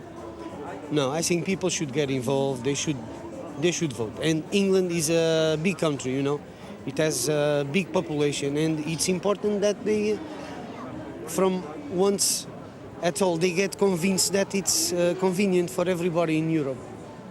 And they should go for it. Even get join the European currency, because the pound is getting a bit out of order and is a bit old-fashioned now. So, Richard, thank you very much. We're here. Yeah, go on. You go on. I was just about to say that we're here, that here it's been a victory for the opposition Socialist Party, although the government says it's actually a victory for apathy. It was very low turnout, about 40%. You'll be staying for the football, will you? We're here for as long as England are here, which we thought for about 90 minutes would be a very long time, but maybe slightly less now. Richard Bilton, thank you very much. Richard Bilton there reporting from Portugal. Well, now we're joined by three distinguished European politicians who've been following these results, and one of them, the Deputy Foreign Minister of Poland, Jan Truszczynski, Jacques Miart from the ruling party in France, and Lucy Wies van der Laan from the Netherlands. Could I start with Lucy Wies van der Laan? Oh, well, I apparently can't. Sir, can you just tell me... Oh, no, I'm confused here. I have two pictures. There's somebody there who I don't wish to speak to, and there's... somebody's put another picture up behind me. Let me start with you, Lucy Wies. What do you make of the result that's come through so far? There's been a lot of talk here in London about anti-incumbency. It's not exactly what's happened in the Netherlands, isn't it? No, it's very interesting. What we've seen in the Netherlands is that new protest parties have actually taken a lot of the vote, especially the party of Paul van Buitenen, the whistleblower. His Europe Transparent has taken 2 seats from 0, which is very impressive. And the Animal Rights Party almost got a seat. So those are people who want to be in Europe, but to change it from the inside. Whereas the real Eurosceptics, like the Conservative Liberals, didn't do very well. And the Greens also lost something. So it's really not the same trend as we see in the rest of Europe. Plus, turnout has increased by 10%, which I must say we're very proud of, because we were deeply embarrassed that, except for the Brits, we were the worst last time. What was your turnout this time round? It was 39%. And why do you think that Pim Fontaine's party, for instance, did so badly? Well, they ran on a very anti-European platform, and they're also not doing very well in national politics at the moment. It's simply not a message that gets across. I mean, the Dutch do realize that Europe has brought them an incredible amount of wealth, prosperity, and, of course, stability. But they simply don't like the way that decisions are being taken without involving them. And I think that's a trend we see all over Europe, is that if we exclude the European citizens from decision-making, they feel left out, and their answer is either either apathy or going with the skeptics. And the big challenge now for this new generation of politicians is to get people involved, to make them understand Europe, and to stop blaming Europe for everything that's bad and taking the credit for everything that's good, but just to be honest about what it's all about. Jacques Millard, how do you interpret what's happened in France tonight? Well, it's a sanction against the government. It's a sanction on the government. The French, every 2 years, vote against the government, whatever it is, socialist or Gaullist, you know. And I think that we have to draw the consequence of what is happening. It is because the French don't really vote Europeans. They vote according national, let's say, questions or problems. And the main problem in France is unemployment today. So I have the feeling that Europe has nothing to do in that. But they have the feeling also that Europe is a technocratic construction, and they reject it. So I think they will continue to vote every time, every 2 or 3 years, against the government which is in Paris, but which has, unfortunately, no leeway to take measure to, let's say, combat unemployment. But why doesn't the government listen to what the French voters are saying about disliking a technocratic Europe? It seems to be exactly what the French support. The European ideology is very strong in France. And when you speak of Europe, you see it's like God coming on earth. So I think that in the coming years, the French will maybe open their eyes and see that this technocratic Europe is not the Europe we need. I personally believe that if the government is going to support this new constitution, it's very risky for this government, because I'm not so sure that the French will adopt it if there is a referendum. And secondly, I do believe that this government cannot rule France in such a frame, European frame, macroeconomic frame, especially in the euro. Just one last thing. Do you think your Prime Minister is going to fall as a result of this vote?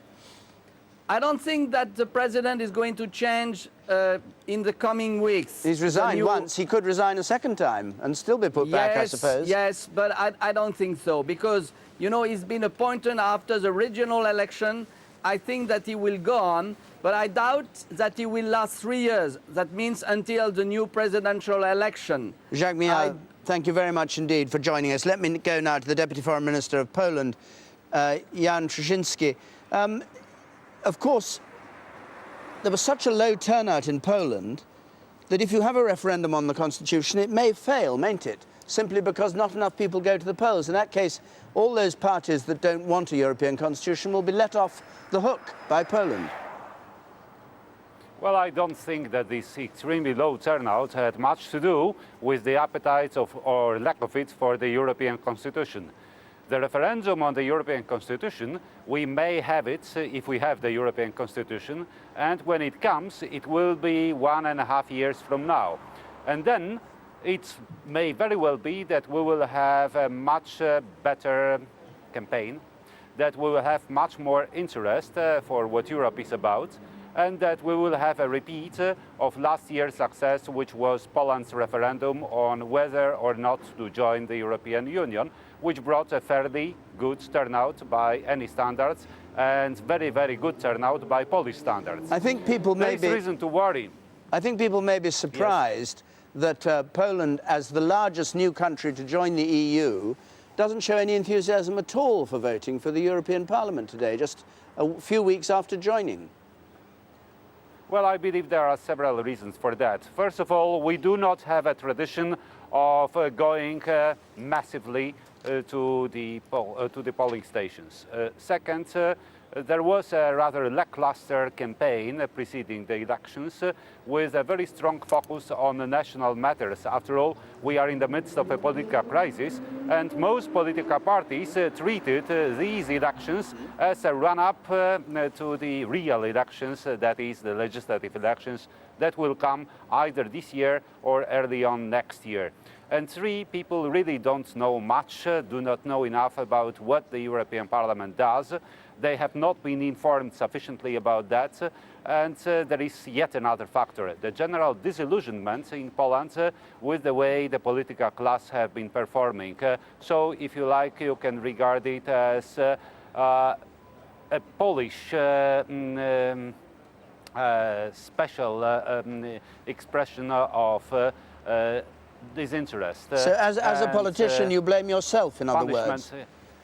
Well, I'm not a politician, really. I'm a civil servant. I don't have much to blame myself personally, but I must say that indeed the low turnout shows that there is some disillusionment with the way the political class have been performing in Poland. Minister, on the thank other you. hand, Thank if you. you look at the distribution of votes, No, I'm sorry. It's very awkward talking like this, but thank you very much indeed for joining us. Thank you. Right, Heather Graby, you listened to 3 interviews there, 3 different countries. What do you make of their reactions? Well, very interesting, I think, the point that Ludovic van der Laan made about the fact that Eurosceptical parties in the Netherlands, which has traditionally been one of the most federalist of countries, have got in. This Transparent Europe party has got in. But she was making the point that what they want to do is to reform the EU from the inside rather than withdraw their country from the EU. That's where many of the Eurosceptical parties in the other countries are rather different from UKIP. UKIP is saying, let's withdraw, let's take our country out of the EU. That's not the case for any of the other Eurosceptical parties. They want to reform the EU from inside. The other very interesting point was turnout, because what we've seen is that actually in the old 15 countries, turnout hasn't dropped by very much, just over 1% since the last election. But the turnout in the new 10 member states is really, really pretty catastrophic. It's about 29% overall. Poland, it's a disputed turnout, but it could be as low as 15%. Now, Jan Truszczynski there came up with some of the reasons. It's a holiday in Poland this weekend. People are fed up with politics. And of course, they were only asked to vote on Europe last year. So they feel like, well, we've had our say in the referendum last year. Why should we bother to go to the polls? But it is quite surprising when this is their first chance to vote in the European Parliament election. Okay. We have a result, a declaration from Wales. I, Bryn Parry-Jones, being the Regional Returning Officer for Wales at the election of members to serve in the European Parliament for the electoral region of Wales, held on the 10th of June 2004, to hereby give notice that the number of votes recorded for each registered party in that region is as follows. British National Party, 27,135. Christian Democratic Party, 6,821. Conservatives Putting Britain First, 177,771.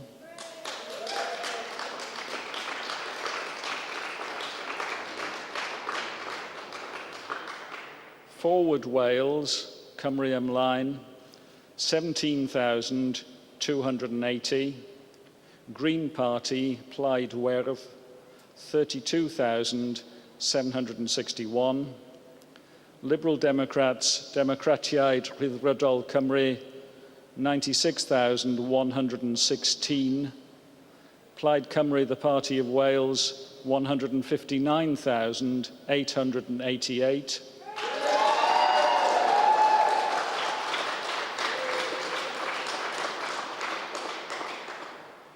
Respect the Unity Coalition, George Galloway, 5,427.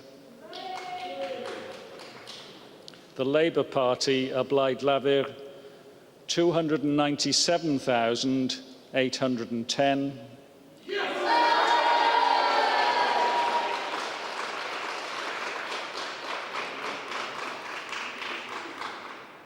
UK Independence Party, 96,677.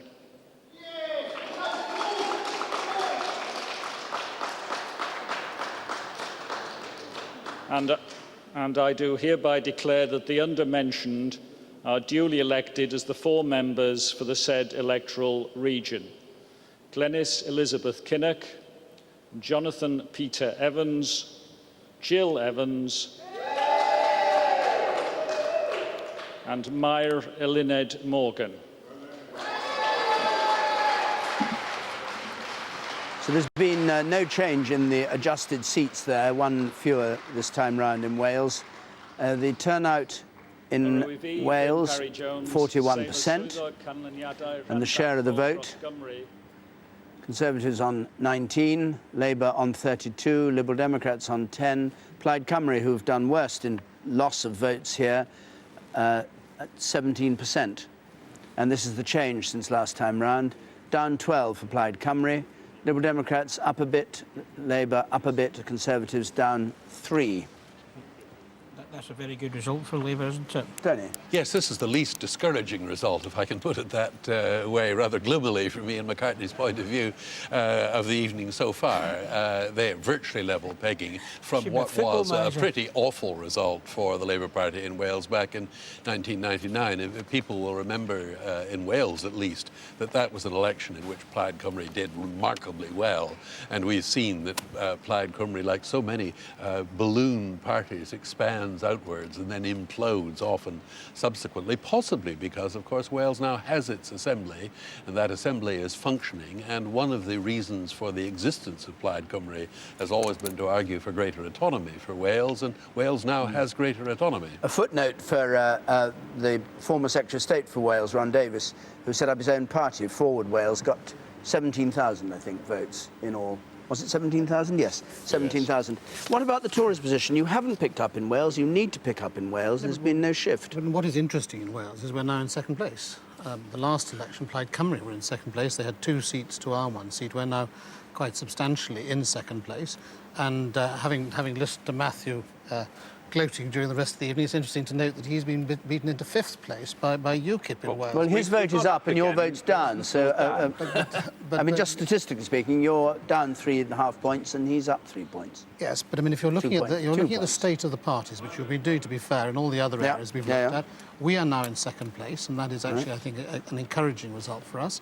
We're going to have to build on that, but it's a good start. Okay, let's just join. The Labour parties are both going down, and they're both saying they're having a good result. We're going up, and you've just been told we're having a bad result. I mean, it's amazing how you can interpret anything with statistics. Let's just have a little calm here, and a scene set from Peter. British results now beginning to catch up, David, with the results in the rest of Europe, with 4 regions in now. Ian McCartney was saying that Yorkshire and Humber has turned red. Indeed, it has, but Ian McCartney, London has turned blue, so it's one each way. So what seems to be going on here in this country is that the 2 main parties seem to be racing each other, a terrific race to see who can do worse. Anyway, there we have the four regions in then, and we have some results within, of course, those regions. Here they come now, the results within the regions, and you can see London there with what's happened in London is that the Labour and Conservative parties have both lost 1 seat to UKIP and the Greens. Down here in Yorkshire and the Humber, the Tories lost a seat to UKIP, and down there Wales and the North East, the Liberal Democrats coming up in the North East, gaining a seat there from Labour. And the overall picture at the moment then is Conservatives 7, down 2 from last time when you make allowance for the smaller number of seats in this country. Labour 8, down 2, as I say, racing each other to do the worst they can. And they both look like perhaps creating records. Labour certainly going for a record low in any national election since 1918, perhaps. Liberal Democrats up 1 with 3 seats so far. UKIP 2, up 2 from last time. The Greens 1, up 1, and the others 1, no change. David. Peter, thank you very much. Well, we're waiting now, we think, for the South West. Ian McCartney, since you're here, very nice to have you here. What do you make of this story, but you're facing the axe after election disaster? Embattled McCartney is sidelined. Scotsman who couldn't get the message across to English voters will pay the price for campaign fiasco. You just tell the listeners what paper, viewers what paper it is. It says it's the Mail on Sunday. Yeah, you said it all. I mean, shavings of all parties, I get this all the time. I think I've had this prediction for the 15 months I've been in the job, at least once a month that we're getting replaced. And you take it all with a pinch of salt, but particularly off of the Mail on Sunday, it's always criticised my accent, which I'm very proud of. It doesn't like my shape, my size, which, quite frankly, I know I'm not going to be a Hollywood star, but I'm quite comfortable with it. And to be honest with you, I've represented an English constituency as an MP or a council for 24 years. 6 of my grandchildren got the most strongest Wigan accent you possibly can have. I'm married to a wonderful Scouser. I don't know what else they could do. And I was shouting for England tonight. Sadly, they lost in the last 2 minutes. Maybe they should ask for a recount. So, I mean, these kind of stories, okay. You know, take it with a pinch of salt, rip it up, put it somewhere else. because it's just another Sunday Mail story. All right. No. Matthew Taylor's turn. Matthew Taylor's turn. Later in a moment. Matthew Taylor, you've been crowing all night about these other two parties doing worse than you. In reality, the local elections, you were down, weren't you, on the popular vote? 1%? We were up 4% compared to the same elections just before the last general election. The Conservatives were the same and Labour were down about 4 points. So the people who were making gains in the local elections compared to the last with 2003, you were down. Compared with 2003, you were down, and you also lost some key places. Within 1%. What you saw in the election in the south, the Conservative Party and the Liberal Democrats are in an arm wrestle. But we lost Eastbourne by 1 seat. That's a seat held by the Conservatives in Westminster that we hope to gain. Still neck and neck. Well, one's enough, as they always say in politics. Cheltenham and we've got the declaration. We remain the largest. We've got the declaration coming from the southwest. We would have won them in Westminster. We haven't got the declaration from the southwest. All right, but I stopped you all the same. If I may finish my sentence. Hang on a second. If I may finish my sentence. Yeah, finish your sentence. Meanwhile, doing very well up in the north. In these elections, the only one of the three main parties making gains consistently in all of the declarations so far, we're up. And that can't be anything but a good result for us. Andrew Marr. Well, this is sort of anti-establishment Sunday so far as the small parties are concerned. I just want to make a couple of points about the other parties. If these UKIP results carry on in this way, they will be a bit disappointed by that. We're getting 11%, 12%, pretty consistently in the results we've had in so far. So I say again, they're going to have to do very, very well indeed in the southwest, which we're waiting for, and in the East Midlands to get their overall share up. George Galloway's Respect Party, pitiful really in Wales, got a very, very low vote there. And this splintering of votes, which we've been talking about a lot tonight, I do think that the danger for the Labour Party will be people going off to the Liberal Democrats and to others at the next election. The Conservatives' big problem is going to be how the party reacts to UKIP.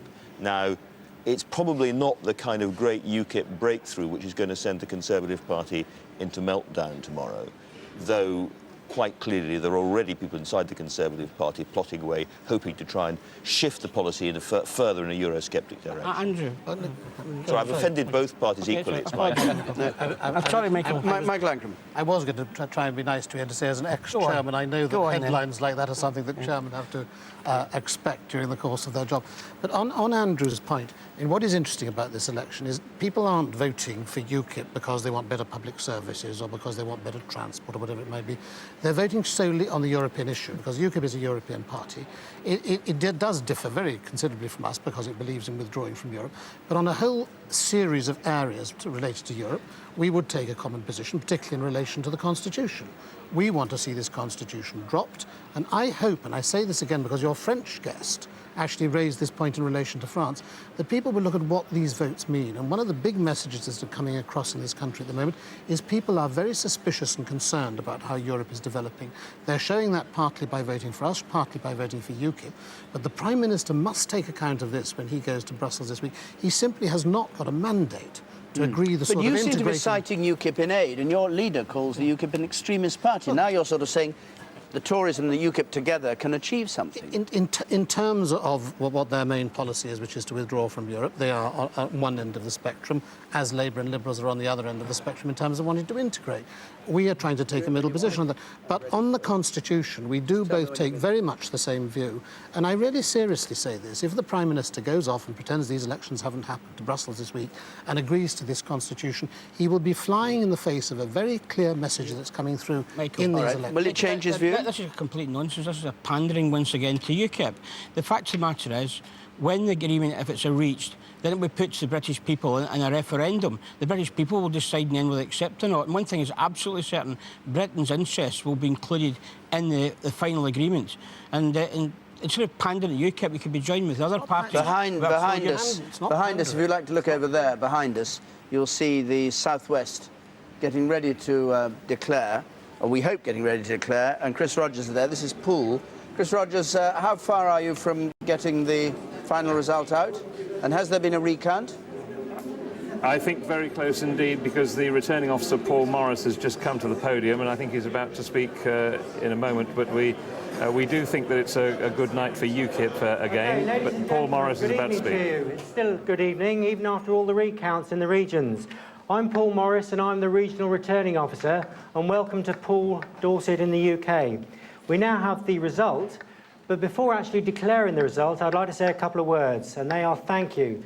Thank you to Poole Electoral Services team over there, led by Debbie, also to the team here tonight.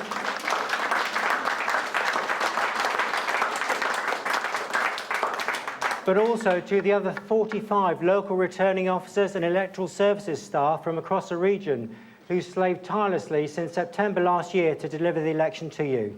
So my heartfelt thanks to you all. Right, ladies and gentlemen, now on to the business of the evening, and that is to declare the results for the South West region for the European Parliament. What I will now do is actually read out the formal declaration with also the number of votes cast for each party, and then using the D'Hondt divisor and calculation, we'll then list down the numbers of candidates who've been elected. Obviously the 7, but the actual running order of that. I'll then like to ask those 7 to come up on stage and join me, and then a representative from each of those parties who've been elected here tonight to say a few words if they so desire. Okay? Right then. I, Paul Kevin Morris, being the Regional Returning Officer for the European Parliamentary election in the South West region, held on the 10th of June 2004, hereby declare that the number of votes cast for each party is as follows. British National Party, 43,653. Conservatives, putting Britain first, 457,371. Countryside Party, 30,824. Green Party, 103,821. Labour Party, 209,908. Liberal Democrats, 265,619. Respect the Unity Coalition, George Galloway, 10,437. UK Independence Party, 326,784.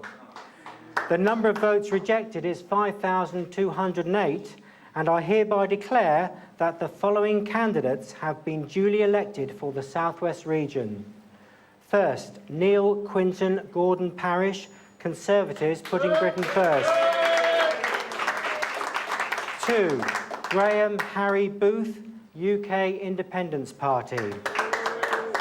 3, Graham Robert Watson, Liberal Democrats. 4, Caroline Francis Jackson, Conservatives, putting Britain first. 5, James Glyn Ford, Labour Party. 6, Roger Morris Knapman, UK Independence Party. And 7, Giles Brian Chichester, Conservatives, putting Britain first. I also give notice that I have prepared a statement setting out the details as required by Rule 65 of the European Parliament. The leader of UKIP, Roger Knapman, gets a seat in the European Parliament. Second, two UKIP members, and UKIP coming second in the poll after the Conservatives. They get on a turnout of 38% in this large region of the southwest. You can see on the left there, not just what we think of as the southwest, but going right up past Bristol and Gloucester. Here's the share of the vote. And UKIP in that are at, I can't see the figure, 23% of the 36. And the change? Do you want to get the rest of them on stage? Yeah, I guess get everybody who's Can we have the been remaining elected. successful candidates? So there's the result from the southwest. And now the southeast, we think, is about to declare. Let's just go to the southeast and see. That's in Didcot. Hello, David. Can you hear me? They seem to be getting ready. Yes, I can hear you. Can you speak? This is an interesting region, one of the largest ones, with 10 MEPs this time around. We dropped one, so one person loses their job from the previous MEPs, and I think the announcement is about to be made. is Stephen Lake, the returning officer. Ladies and gentlemen, I, Stephen Lake, being Regional Returning Officer for the European Parliament.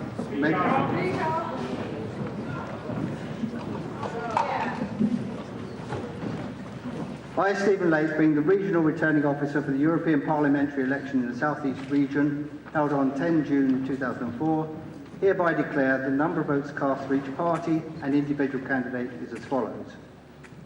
British National Party, 64877.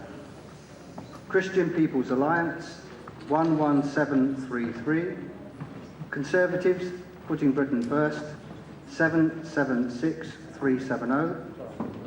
English Democrats, 29126.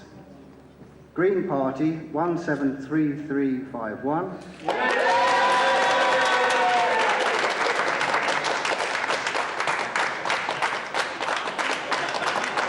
Labour Party candidates, 301398.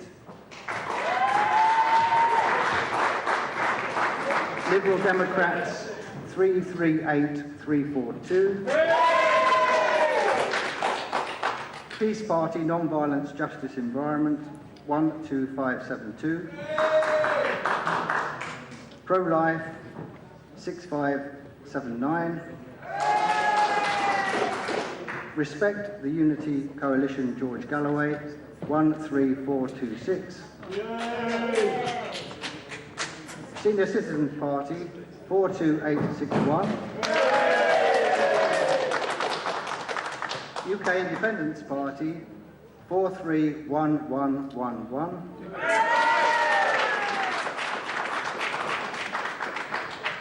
Philip Rhodes, 5671. The number of votes rejected is 12,002.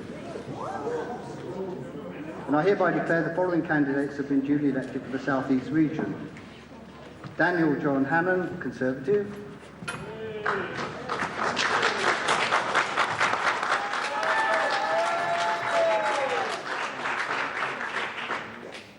Nigel Paul Farage, UK Independence Party. Niranjan Joseph Aditya Deva, Conservative.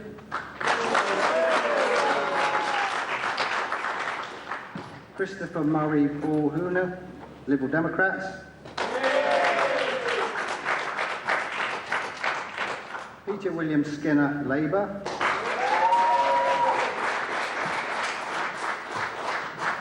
James Edmund Moncrief Ellis, Conservative.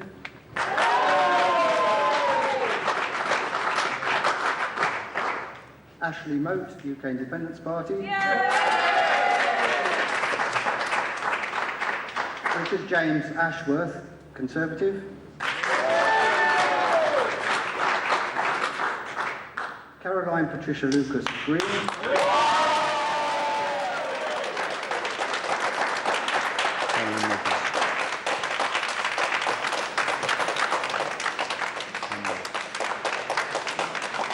And Baroness Emma Harriet Nicholson, Liberal Democrat.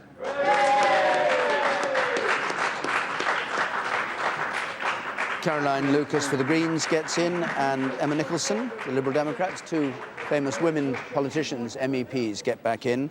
And this is the turnout, 36%. And basically what happens here is Labour go from second to fourth place, and UKIP go up into second place. There's the vote, 35, 14, 15, 36.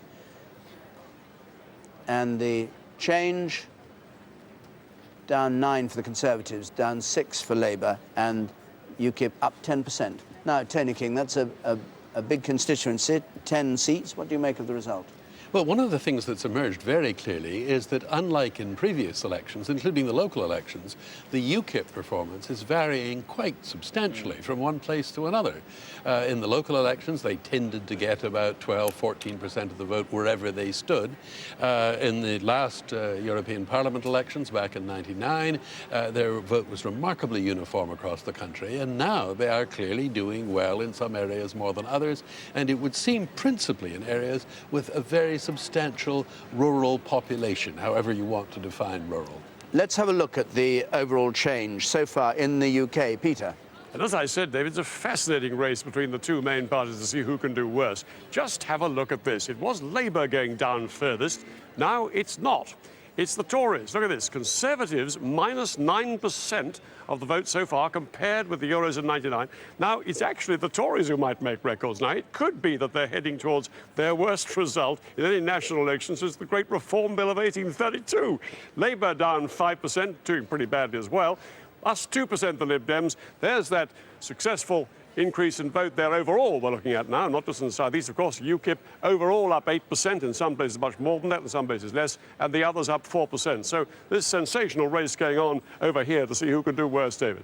Peter, that's on the actual figures that we've had so far. That's not a figures we've had so far. This is not a prediction of any kind. It's simply on the figures we've had so far. Very shortly, well, perhaps not that shortly, we're getting these huge differential results from different regions, but fairly shortly we'll get a predicted share of the vote. Then we'll really know where we are. Okay.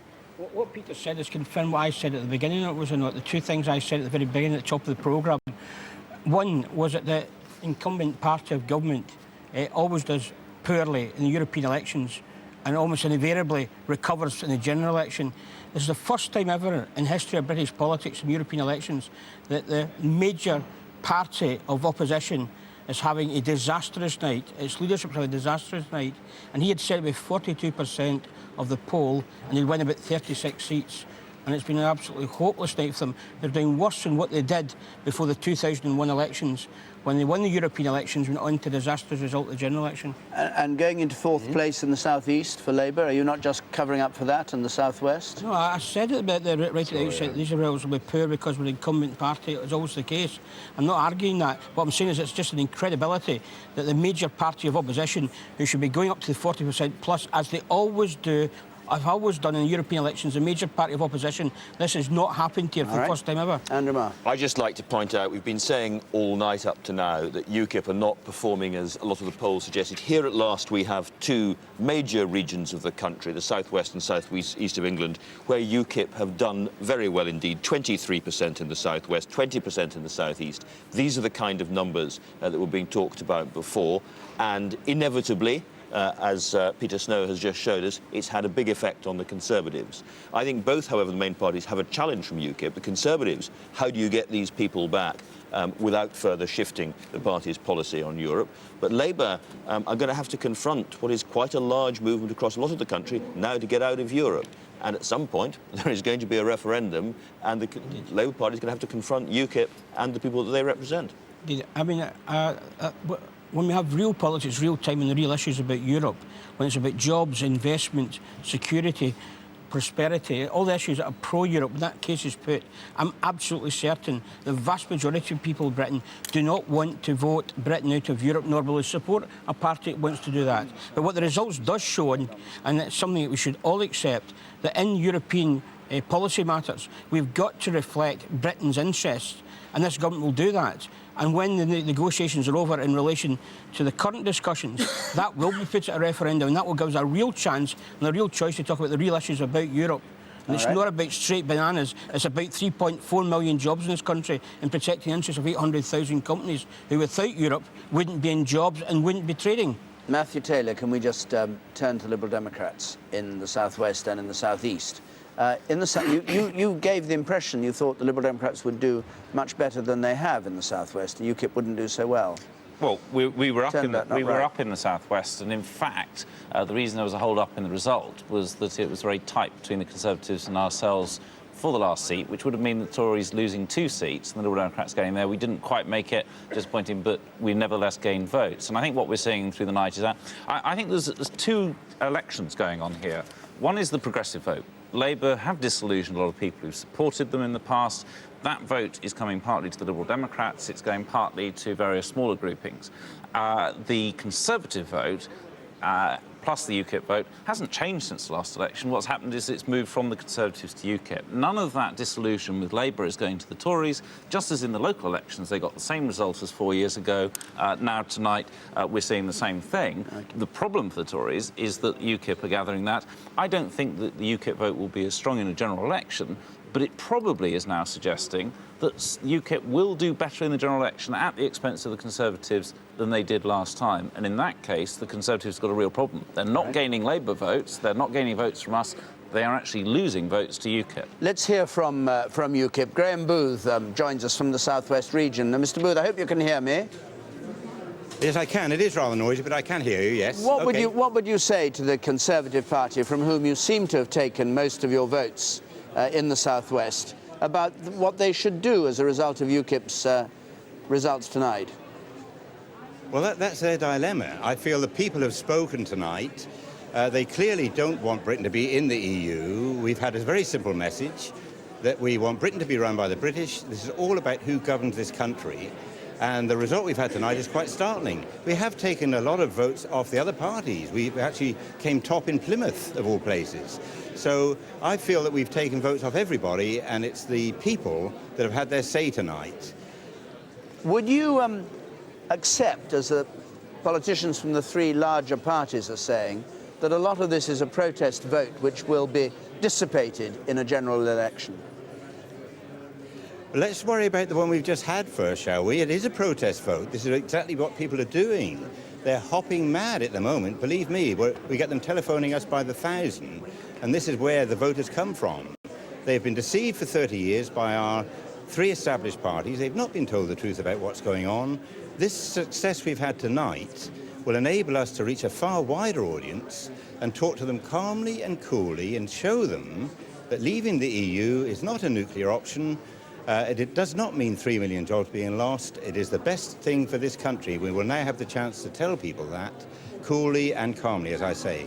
Well, Michael Ancram is listening to you. What do you say to Mr. Booth? Well, first of all, this is not a vote to leave the European Union, because the majority vote in both these regions actually is for parties who do not believe in leaving the European Union.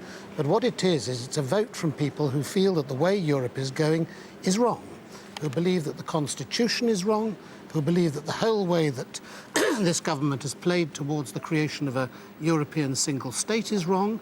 And we have got to hear what people are saying on this, and we've got to redouble our efforts to make sure that this constitution is stopped in its tracks.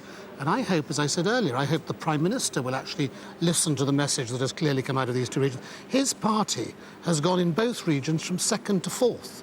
The governing party, now if ever there has been a message from an election to a Prime Minister that what he is doing on the main issue in this election is wrong, it is in this election on this issue of the Constitution. But you say that, but Graham Booth, who got over 300,000 votes in the South West, as against the established party's 460,000 votes, in other words, came a very decent second to you, says it's about leaving. Why should he be wrong? He knows how he got his vote. Some of his votes are from people who will want to leave. Others, I mean, I met somebody in my own constituency who actually made a point to me, which I might share with you, who said, trouble with voting Conservative, if you're unhappy about Europe, is you just get counted as a Conservative vote. If you vote UKIP, you actually register that you're angry about something. Now, I don't think that's going to carry through to the general election, but it is a message from people who do not like the way that we have been driven into this position in Europe, where we are getting closer and closer to losing our sovereignty on all sorts of areas where we actually need to retain it. And aren't enthused by Michael Howard as a leader, of the Tory party. And we have got to fight to make sure over the months ahead, we're the only party in Parliament who can do that. UKIP aren't there.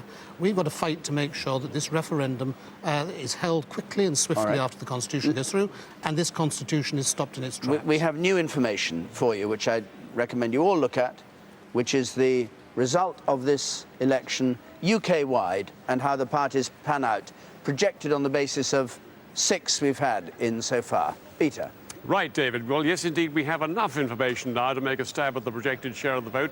No decimal points yet, so some interesting records we can't quite be sure of, but here we are. There we have the Conservative Party on 28% of the vote. Now, the magic figure for them, if they want to win a general election, is 43%. They're way short of that. They are within reach. It depends on the decimal point here, but they are within reach of their worst ever since 1832 share of the vote. 1994, they got a pretty poor share as well in the European election. 23% the Labour Party. 23% the Labour Party. That is undoubtedly their worst since 1918. It's their lowest share of the vote since 1918. 15% the Liberal Democrats, 15% UKIP, absolutely sort of level pegging. Only when we've got the final decimal points will we know exactly which one is in third place here, and the others up there, the Greens and others, on 19%. So for the two main parties, David, this is a very, very poor result indeed. And of course, UKIP and the Lib Dems are the gainers. Well, that is, of course, a provisional result. It may change a bit, but Tony King. Well, I mean, this is simply amazing. If you stop and think of the way in which our traditional party system is being fragmented by all this. We went for generations with two major parties, and then the Liberal SDP alliance appeared on the scene, then the Liberal Democrats, so we had in effect a 2.5-party system. And here we have, in a major set of national elections, two things happening. One, UKIP appearing on the scene with apparently about 15% of the vote, could conceivably go up depending on what happens in the East Midlands. Yeah. And what I'll disparagingly call the tiddlers, though they do include Plaid Cymru in Wales and the Scottish National Party, actually finishing third collectively with 19% of the vote. Whatever else this suggests, it does suggest to me that there are just an awful lot of people out there who are pretty discontented with our present political arrangements, our present politicians, their apparent inability to do for this country what people of this country want done for them. But, I mean, Tony, doesn't this also suggest how important the electoral system is? I mean, we don't have proportional representation in any other major system, and here we have a much more various and unexpected country than the House of Commons represents in normal circumstances. But also, the country's not electing a government. Absolutely, but one point to add to that is that if we look at all these elections taken in a row, including the Greater London Assembly elections, the Mayor of London election, you have the very distinct impression that people learn very quickly over one election or two elections at most how to play the system. Yeah. How to make use of the existing electoral system, whatever it is, to their own particular advantage. Okay. Incidentally, by the way, a point for the Liberal Democrats. It is striking. There is one really Euro-enthusiastic party in this country. That's the Liberals. They're the only party that wants Britain actually to enter the single European currency. We've got UKIP at the other end of the scale. It has to be said, it's just a fact, that the Liberal Democrats are doing just about as well as UKIP and better in most places. Okay. Matthew Taylor, do you want to pick up on that point? I'll come to you too. I think that's self-evidently true. And I mean, I think the night started with people saying they were going to be, all three major parties were going to be losers here and UKIP were going to be the big gainers. That's turned out not to be true. The story of this election is that Liberal Democrats, as with the local elections, have been gaining votes from Labour, but also other progressive alternatives. And at a general election, I think you will see that coalesce around the Liberal Democrats because those other progressive alternatives won't have a real shot at winning. The Conservative Party is really just swapping votes that William Hague got back 5 years ago with UKIP. No progress at all, no attraction to Labour, and that gives us an opportunity, and it certainly raises a serious question about the Conservative Party. Would you like, just before you speak, Michael Ancram, to see the Eastern Region declaration? Give us one more, and then I'll give you both a chance. Let's just see this Eastern Region result. This is the Martin Bell standing there as an independent, by the way. Eastern Region European Parliamentary election. I, David Monks, being Regional Returning Officer for the European Parliamentary election in the Eastern Region, held on the 10th of June 2004, hereby declare that the number of votes cast for each party and each individual is as follows. British National Party, 65,557. Conservatives, putting Britain first, 465,526. English Democrats Party, 26,807. Green Party, 84,068. Labour Party, 244,929. Liberal Democrats, 211,378. Pro-life, 3,730. Respect, the Unitary Coalition, George Galloway, 13,904. The UK Independence Party, 2,906,160. Sorry.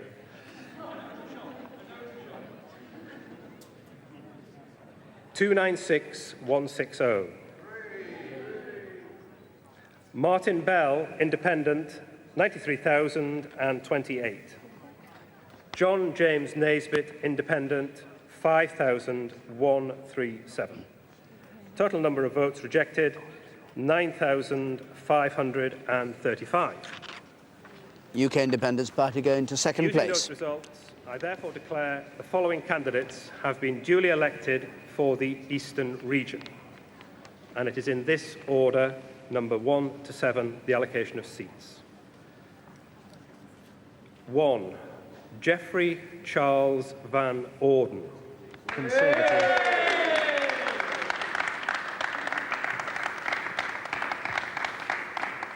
2. Geoffrey William Titford, UK Independence Party. 3. Richard Stewart Howitt, Labour Party. 4. Robert William Sturdy, Conservative. 5. Andrew Nicholas Duff, Liberal Democrat. 6. Christopher John Pridham Beasley, Conservative. And 7. Thomas Harold Wise, UK Independence Party. So the UK Independence Party I also give take notice that I second prepared a statement seat in setting this out the region. The details UKIP had one seat in the last election. They now have 2. Martin Bell, the former television reporter and independent MP, fails to take his seat here in the East.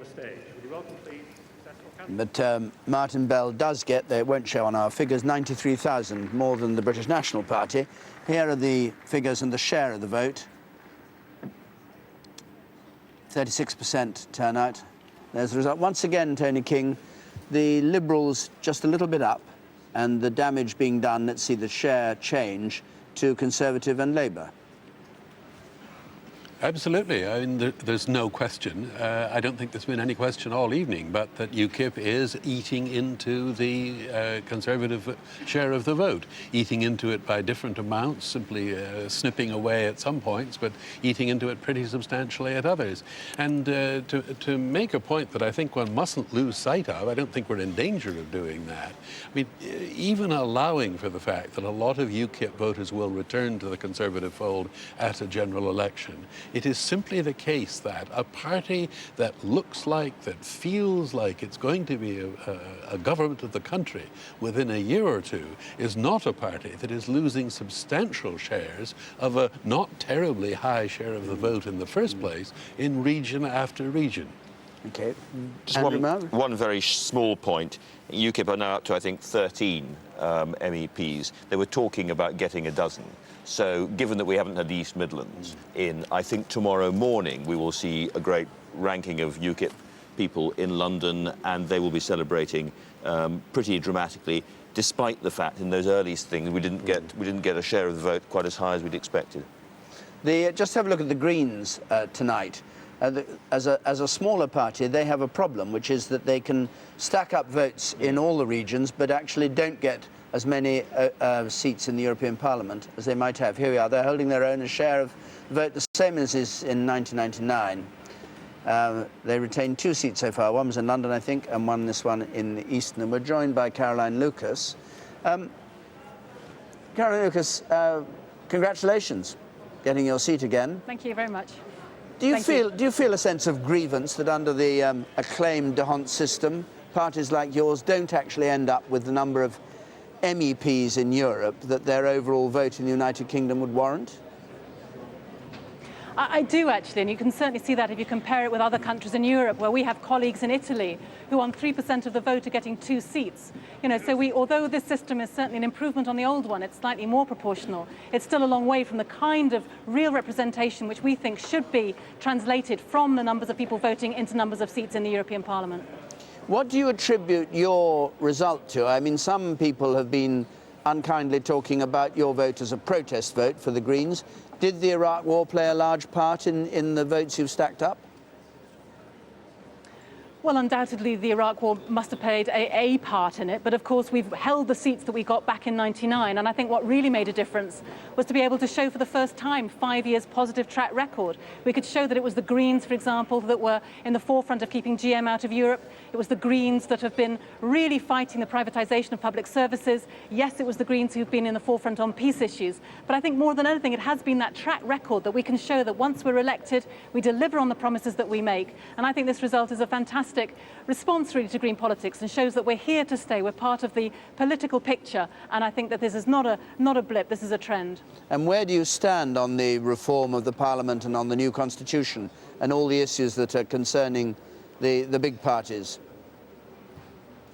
Well, we've always had a very strong position on reform of the European Union and the European Parliament. We've always said that it is grossly undemocratic. We want to see far more powers for the European Parliament, far fewer for the unelected Commission. This has been part of our platform since, the early 70s, well before the UK Independence Party were on the scene.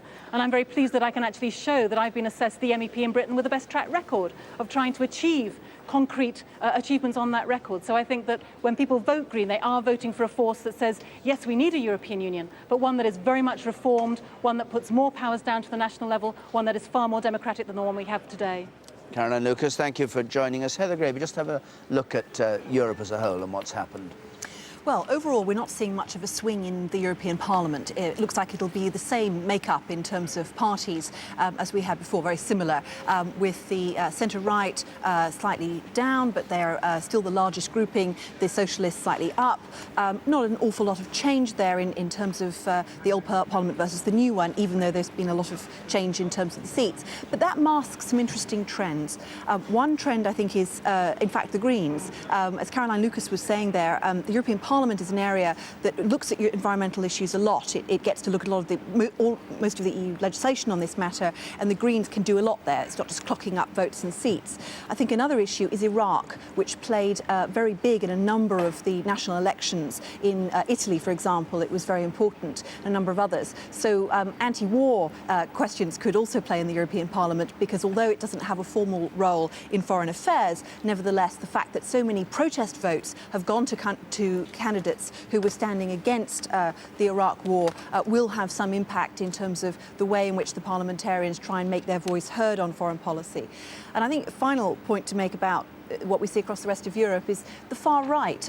They've done well in some countries, for example in Belgium, where they've come second, beating both of the governing parties into third and fourth place, and they've done very badly in Austria, where they had experience of government. So when the far right get into power, they tend to lose their vote later on. OK, let me just come to, because I was going to bring you in before and wasn't able to, and we didn't talk about, we've got the swing to show you in a moment, but let's just deal with Peter Snow's projected share. Michael Ancram, you were 36% in the European elections in '99. You're now 28%, which is a 6% fall at a time when you keep saying the government's very unpopular, when the polls show that there's a big anti-Iraq war movement. What do you attribute it to? Well, you must be very disappointed. I mean, obviously disappointed we haven't done better, but it's 8%, not 6%. My mathematics. What I attribute working the wrong way round. Yes, but what Tony King said, it's fairly obvious that some of our votes have gone to UKIP, and UKIP have had some good results as a result of that. Now, listening to you tonight, you'd have thought we were suddenly losing elections all over the place. We won the local elections last Thursday. We won the London Assembly elections on Friday. And tonight, if Peter Snow's projection is right, we're winning this election as well. There was an exit poll, not on your programme, but on another programme earlier this evening, which was saying we were going to come second to Labour in these elections in terms of share of the vote. We have not done that. We are not as high as we'd like to have been, but we are still winning this election. And if you look at the overall result, the Liberal Democrats now, if you add that last result in, look as if they're going to come fourth. in this election. So a bit of less crowing, I would have thought, from that side would have been appropriate. Let's hear from Peter Snow and just see how the whole thing stacks up at the moment, Peter. David, however dreadfully the two main parties have done, it's still undoubtedly a fact that the next election will be a scrap between the two main parties, unless something very curious happens indeed. And we've got 4 measures now. Out of the last few days, we've got 4 measures of how well those two main parties are doing. So let's bring down our old friend, the swingometer. There it is. Now, a swing to the left to Labour would knock all those blue Conservative MPs off and turn them red. A swing to the right here over to the Tories would change those red Labour seats to blue. Now, if nothing happens at all, there's no swing at all in the next election, you'd have the Labour Party with its, of course, existing majority. Now, the Tories need an astonishingly large swing to win a general election. Something just over 10% would put the Tories on a majority of 1. So it's a huge, big swing. And now, of course, the 3 elections that we've had this week, we've had the local elections, we've had the London elections, we've had this European election, are no real guide to what happened in a general election, but just to illustrate, if you like, just to show pure illustration of it, and don't take it too seriously to these swing, we do have a swing in the local elections of just over 10%.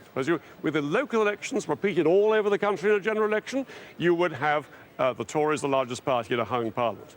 Now, the swing in the Assembly elections for London, the London swing would see an 11% swing to the Conservatives, which would just put them in with the majority.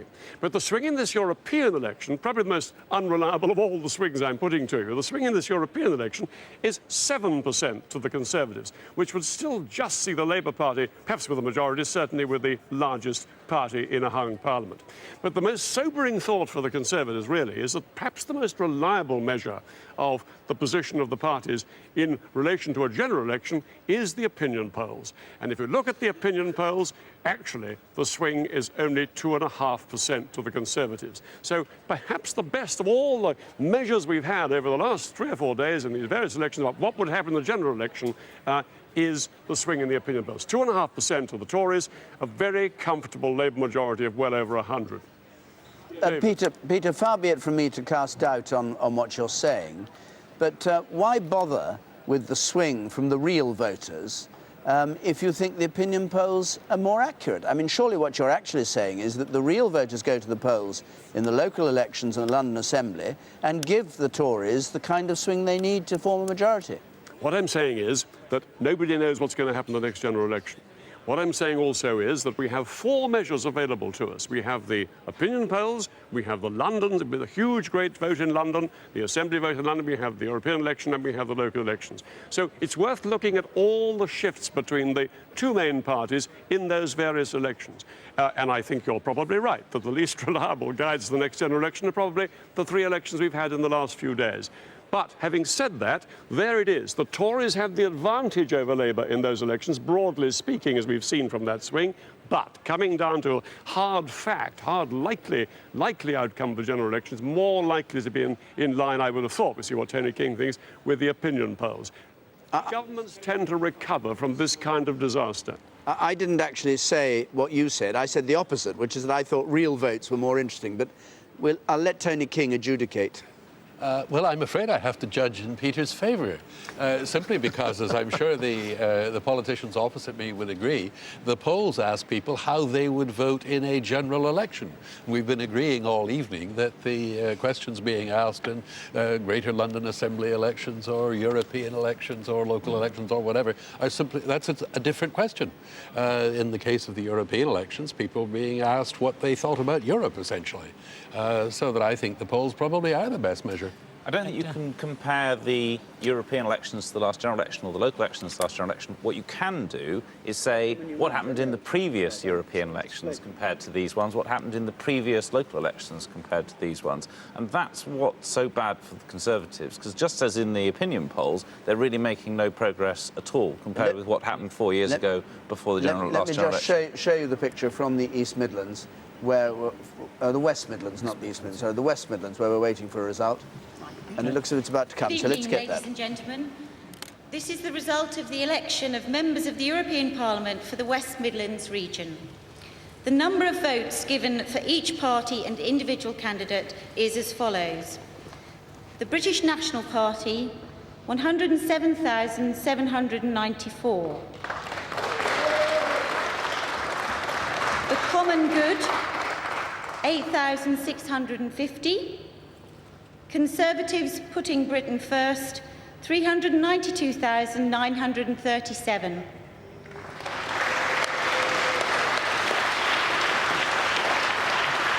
The Green Party, 73,991.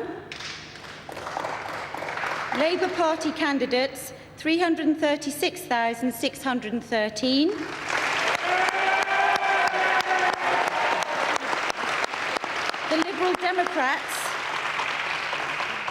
The Liberal Democrats, 197,479. The Pensioners Party, Your Present, Your Future, 33,501. Respect, the Unity Coalition, 34,704. The UK Independence Party, 251,366. The following candidates have been elected. Philip Rodway Bushell-Matthews, Conservative.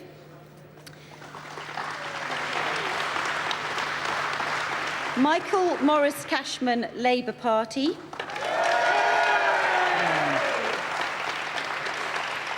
Michael Nattrass, UK Independence Party. Liz Lynn, Liberal Democrats. Philip Charles Bradbourne, Conservative. Nina Gill, Labour Party.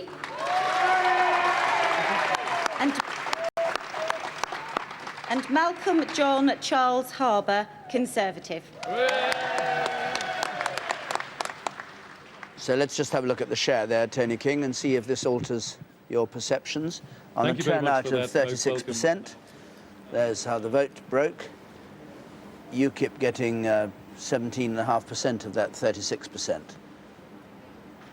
Just short of half, in fact. Yeah, and the change since last time.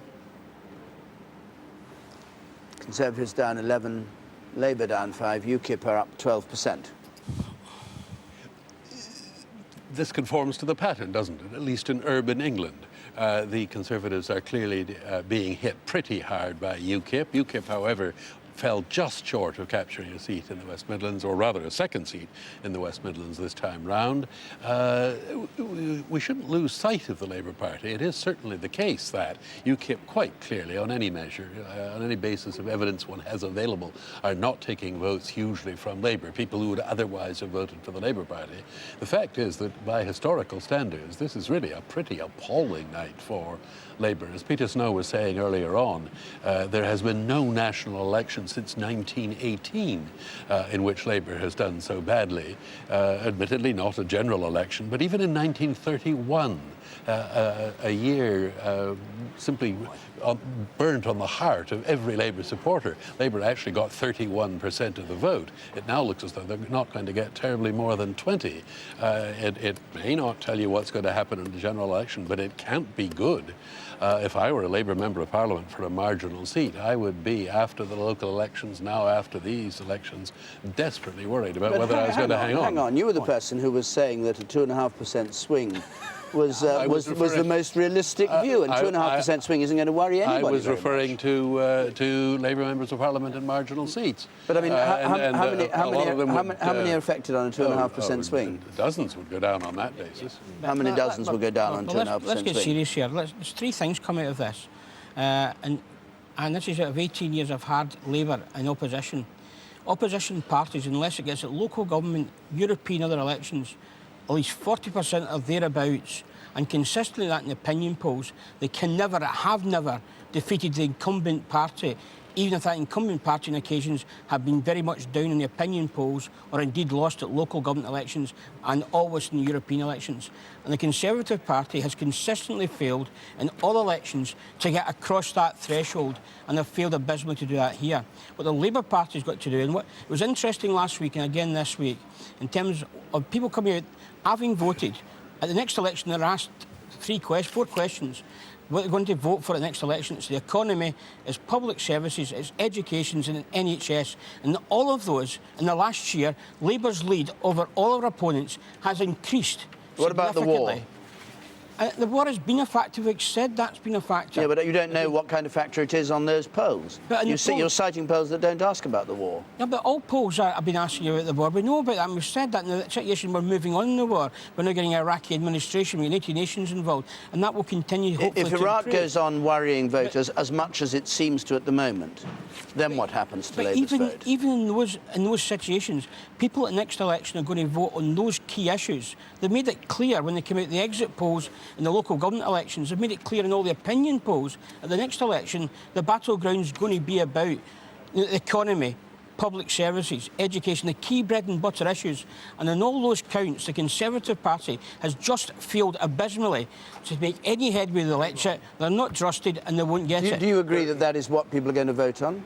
They're certainly going to vote on domestic issues and the economy, but they always vote on the economy. The economy is still doing quite well. You've got to watch interest rates. You've got to watch the economy to see what happens. I think, you know, life is about more than mathematics. And what really counts over the next 12 months, or however long we've got before a general election, is what happens to things like Iraq. Does Iraq, quotes, go well or go better? It's quite clear at the moment that the country is still angry about the war. A large section of people are, and angry with the Prime Minister. How does the Labour Party deal with that? Does the Labour Party deal with that? What happens in Iraq? And, above all, what happens to the economy? At the moment, the Conservatives can say, we're building, we're moving ahead, and Labour can say, yeah, but you're not moving ahead fast enough. This is, however, a very dynamic situation, and it will be resolved not in terms of extrapolating figures from now, but in terms of what actually happens to the economy, what happens to public services, and what happens abroad. All right, Tony King, can I just ask you one thing?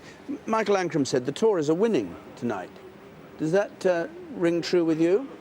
Well, they're certainly winning in the sense. The Americans have a lovely verbal distinction that we're not allowed to have in this country between a majority and a plurality. A majority is 50% plus one, a plurality is more than anybody else. Well, the Conservatives certainly, on the basis of the figures we have here, got a plurality. But to say they've won on 28%, while true, is slightly misleading. Just as Tony Benn in 1974 insisted that when Labour won a general election on the basis of less than 40% of the vote, this was a massive endorsement of socialism. It's a very odd thing to say. Elections in this country, for better or for worse, are about coming first. We've had 8 declarations so far, and if my figures are right, in 6 of them, the Conservatives, despite a big UKIP vote in some of them, have come first in 6 of those regions. In the other 2, we've come second. Now, this isn't as good as I'd hoped, and obviously we're disappointed to see UKIP taking as many votes as they have off us, and we've got to look very carefully at how we strengthen our attack on the Constitution over the months ahead, which I think is key to this. But to say that we haven't won this election, when, on my view, we're going to end up with the most seats of any of the parties, and we've come top in 6 out of the 8 regions which have declared. I think that is difficult to... How much tougher can you get on the Constitution than you've already been? You've already been saying you're going to go for a no vote, you don't believe in the Constitution. What more can the Tory party do to win back people from UKIP? I think we've got to show that even though in opposition it's not easy to defeat a government proposition of this kind, that we are going to use everything we can over the weeks and months ahead to try and make sure that this Constitution is not adopted and ratified by this country. First of all in Parliament, and then if we fail there, which given the majority I suspect we will, then we have to make sure that in the country when it comes to a referendum there is a big no vote. And we will play the lead role in that because we are absolutely convinced that this Constitution is going to change the nature of this country's relationship with the European Union in a way which will very severely damage this country. Right. Let's have a look with Peter Snow. Just come back to in a moment. Let's have a look with Peter Snow at these elections we've had so far. Right, David. So let's look quietly and long at 2 key projected shares. First of all, the local elections on Thursday. There were the Tories with 38%. Now, remember, they indeed won those local elections, but the magic figure for the Conservatives to win the next general election on a uniform swing all over the country is 43%. They should be way up in the mid-40s by now if they're looking like winning a general election. In second place in the locals were the Liberal Democrats with their second best, performance ever, 29%, not bad for them, and 26% was a terrible result for Labour, way down there on 26% in those locals. Now let's just set beside those what has happened in this European election. And stand by for even more records. Just look at this. There is the European election result, and you can see there that this time the Tories are down there on 28%.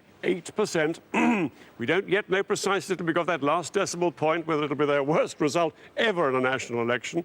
How far is that from 43%? A long way down below the kind of thing they should be showing to win a general election. Of course, UKIP and the Greens have taken votes from them, as they have from everybody else. The Liberal Democrats on 15%. They don't tend to do well in Euro elections. They won't be terribly disappointed by that. 23% Labour. Again, when we get the decimal point, we'll know whether that is worse than they did in 1918. So look at the two main parties there creating astonishing records, David. Well, Peter, thank you very much indeed. Ian McCartney. I think tomorrow morning you will see Progressive, the Conservative Party, a complete split in European policy. Michael just said in a short conversation there, before we even know the result of what's in Britain's interest at the end of the negotiations, the Conservative Party will campaign for a no vote. And again, he's trying to peel off support to UKIP. And by the end of this discussion, he will be trying to take Britain's interests out of Europe. And the Tory party will split in this again. Michael Aird has been trying desperately to keep you all in the pen. And what you said here will cause a large part of the Conservative Party to say, sorry, we are pro-Europe. This is not a pro-European policy. This is a get-out-of-Europe policy. And before we've even completed negotiations, you're not prepared as a party to argue Britain's interests within Europe. We've made put at risk 800,000 companies and over 3 million jobs. All right. Do you think that your party, to turn to that for a moment, would benefit if Tony Blair apologised to the country for having led it to war against Iraq on the supposition that there were weapons of mass destruction and said, as a matter of fact, I got it wrong? Well, let's get something straight. The weapons of mass destruction were in Iraq. For 12 years, the United Nations told us, the BBC, ITN, Sky, used to show us horrendous pictures of thousands of Iraqi Kurds and others, men, women and children, gassed by Saddam Hussein, and on the Iraq-Iran border. So why are Labour MPs asking for an apology? A countless number. Why are Labour MPs asking for an apology then? Let me just answer, please. Countless numbers of innocent Iraqis and Iranians murdered by weapons of mass destruction. There is no Iraqi wanting to see Saddam Hussein back. The big step forward surely must have been the decision of the United Nations, unanimously, the world community, to come together to assist the new Iraqi regime develop a modern Iraq, a safe Iraq, an independent Iraq, and that's what we're now moving on to do. So the answer is when Labour MPs ask for an apology, they're not going to get it? This isn't an issue of apology. This is an issue. That's what they're asking for. The issue, to be honest with you, the issue here surely must be the international community developing a common strategy of helping the Iraqi people rebuild their country, having got rid of the most murderous dictator since the days of Adolf Hitler. Peter Snow. David, we asked ICM to do a survey for us of what people thought about Europe. And we got some quite interesting results from our poll, something like 1,000 people all over the country. First of all, we asked people what your vote in this European election is all about. What are you intending to do with your vote? Do you want to shape the future of the European Parliament? Or do you want to give a verdict on the record of the British government? Or is it about whether we stay in Europe or leave it? And here's the answer that we got. Up we go in the foreground there. Here is the answer we got to the question, why vote in a European election? Well, 29% said it was all about shaping the future of the European Parliament. Less than a third said that. A very small number, funnily enough, said it was a verdict on the government. Only 11% said that. Many people expected, perhaps, that this would be a referendum on Tony Blair or whatever, or Iraq. This is what most of them said. 49%, nearly half of all the people who gave us an answer, some didn't know, so they didn't know, of course, said it was about staying or leaving the European Union. That's what they said their vote for this European Parliament was all about. So we then went on to ask them about two key questions. We asked them, what about the referendum, and what about leaving the European Union altogether? What do you think about leaving the European Union altogether? And here's what we got them to say. First of all, on the referendum, Tony Blair's referendum that he's now announced he's going to have after the next election. Voting in favour would be, they tell us, 33%, voting against more than half, 51%. So the referendum doesn't look too promising for Tony Blair. But that's one thing. Look at this. Do you want to stay in the EU or do you want to leave the EU? 46%, within the margin of error, could have gone either way, it's almost a tie. 46% saying that they would like to stay in the EU, 45% saying they want to leave it. And there is no British party except UKIP that actually suggests that red policy there, leaving the EU.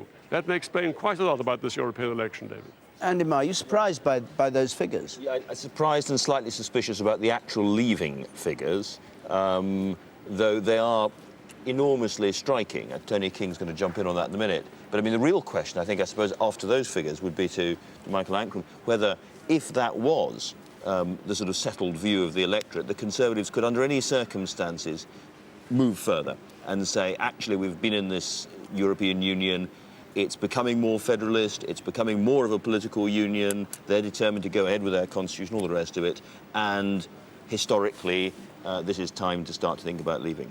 Is it conceivable? Is it possible? Michael Howard has made it absolutely clear we want to stay in the European Union, but we don't want to see the European Union develop in the way that Tony Blair and the Constitution are going to try and make it develop. In the way that it is developing? Well, no, because we believe that that can be stopped. We believe we can actually, as you know, get things back from Europe, which at the moment are run by Europe, to this country. Funnily enough, we're not alone in that. The Dutch at the moment are talking now about getting back agricultural policy back to Holland again. There is a movement in Europe now to try and dismantle some of the centralisation of Europe. That's something we want to be there helping with. So I don't think that question of in or out is going to arise. The only person who does is Tony Blair. He now, for the last 6 months, has been saying the question is in or out.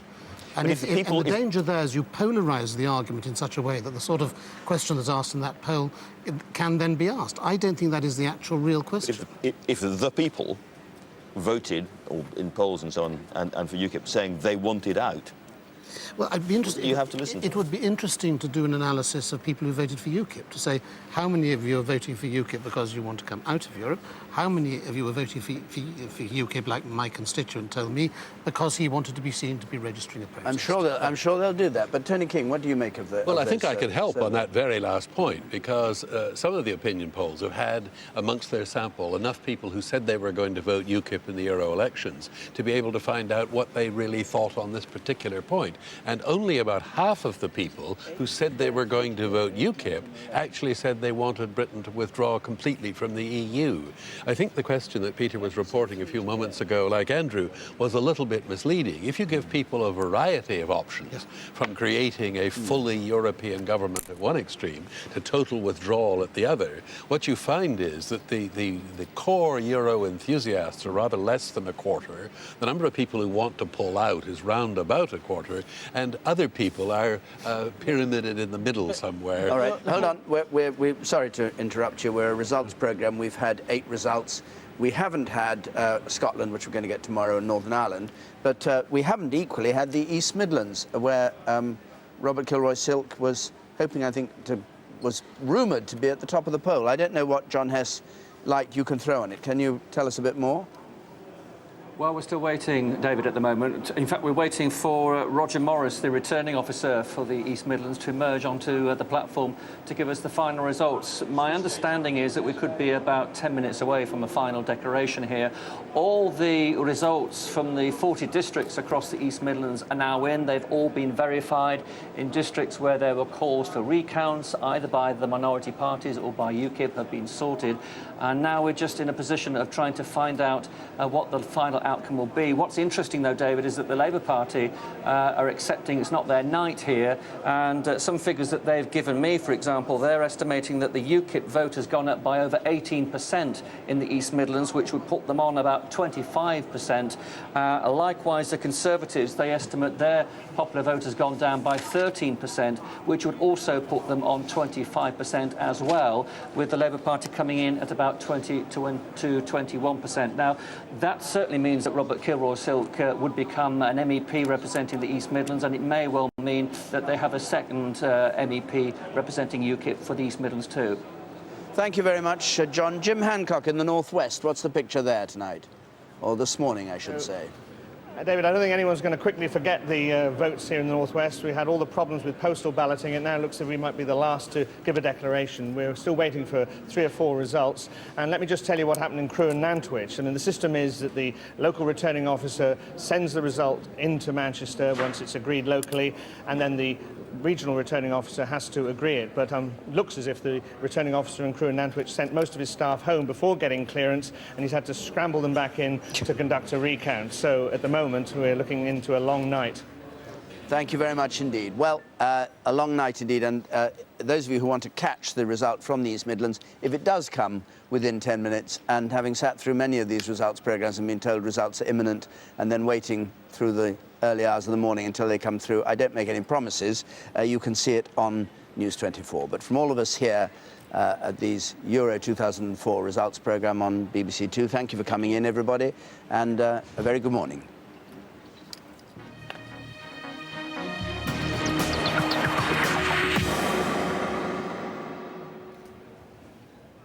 Good evening. Indeed, we are continuing with our European election coverage here on BBC News 24. I'm Joanna Gosling, and as you were just hearing, we're still hoping to get 2 more results throughout the course of the night, possibly East Midlands in the next 10 minutes or so, so do stay with us for that. There'll be 2 more results due in tomorrow. That's Scotland and Northern Ireland.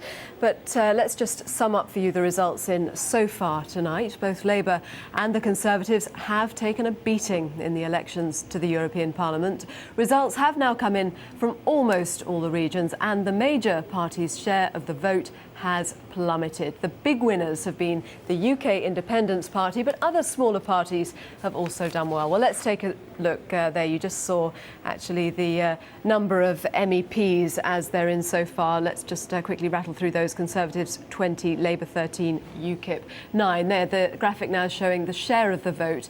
As you can see, the Conservatives have the biggest share of the results so far, 28%.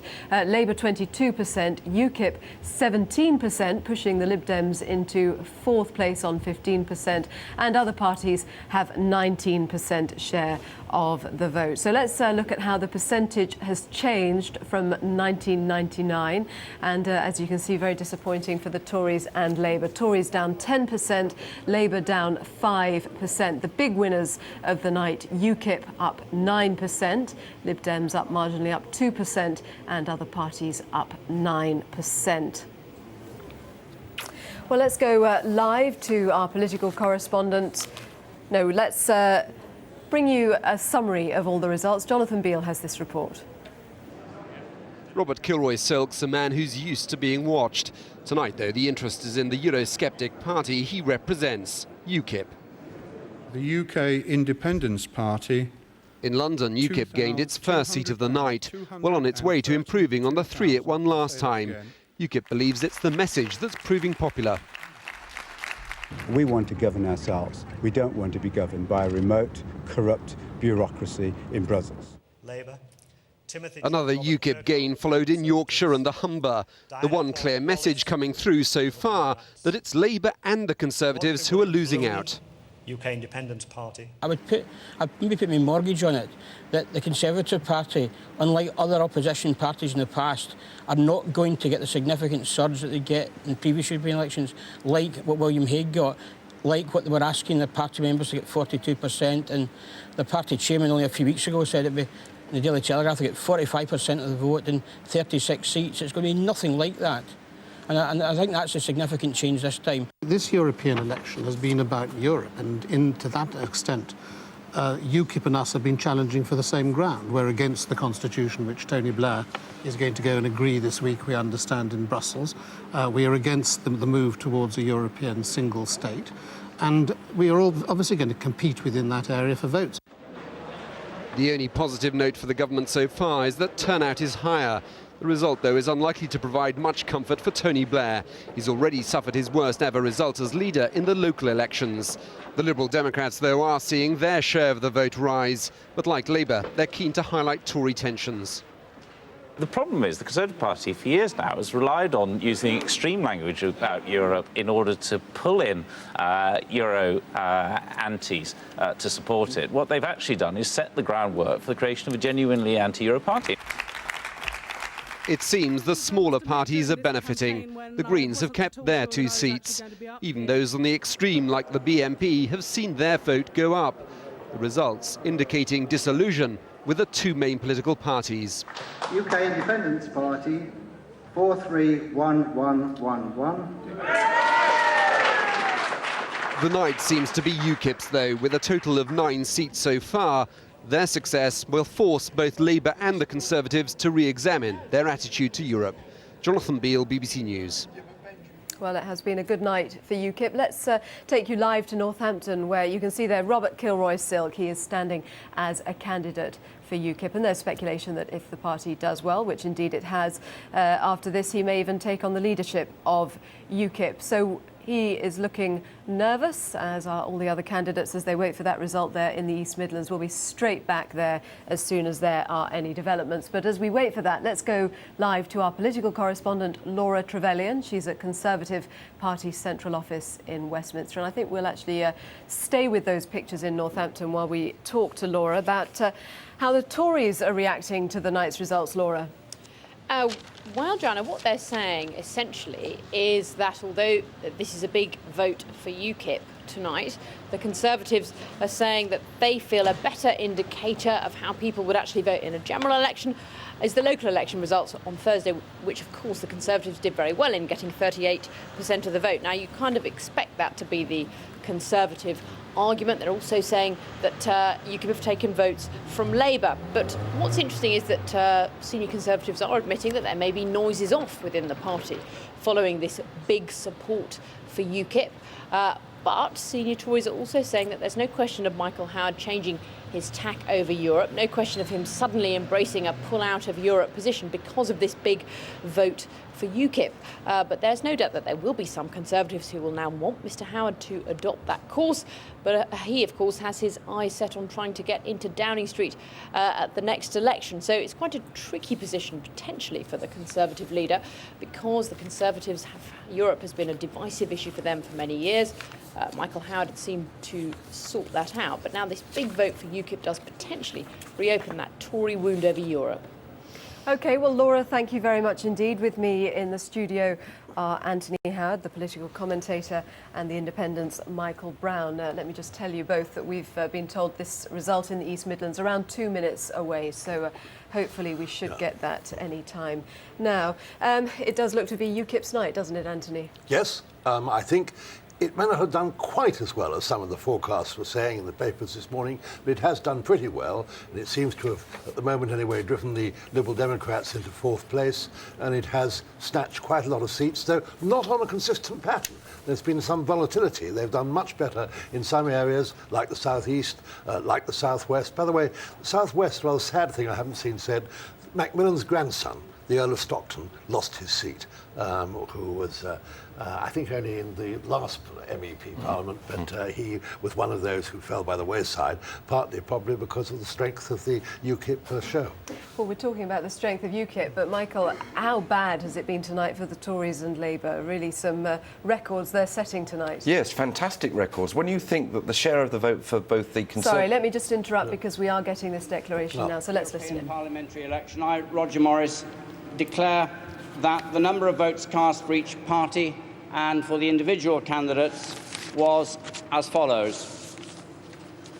For British National Party, 91,860. Conservative, 371,362. Green Party, 76,633. Liberal Democrats, 181,964. Respect the Unity Coalition George Galloway, 20,009. The Labour Party candidates, 294,918. The UK Independence Party, 366,498.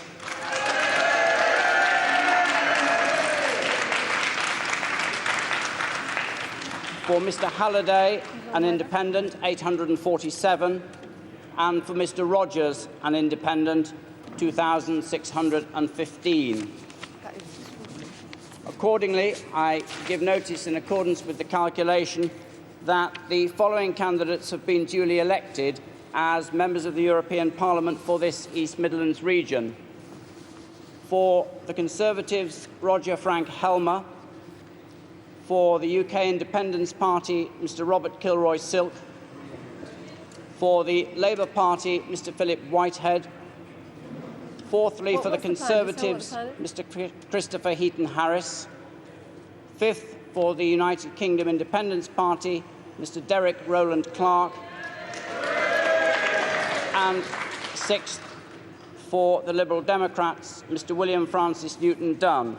And I also give notice that I've prepared and will publish the statement required by Rule 56 with the details of the candidates concerned. Thank you. Well, that is a quite extraordinary result there in the East Midlands. The Conservatives topping the poll there with 371,362 votes. In second place, UK Independence Party, 366,498 votes. So Labour came in third and Lib Dems pushed into fourth place. And there, Robert Kilroy-Silk has been elected an MEP for the UK Independence Party. So a successful night tonight for the UK Independence Party and a very difficult night for Labour and the Tories. A lot more coming up throughout the night and the morning here on BBC News 24. But now I'll hand you to Joe Farrow for a weather forecast. Bye-bye.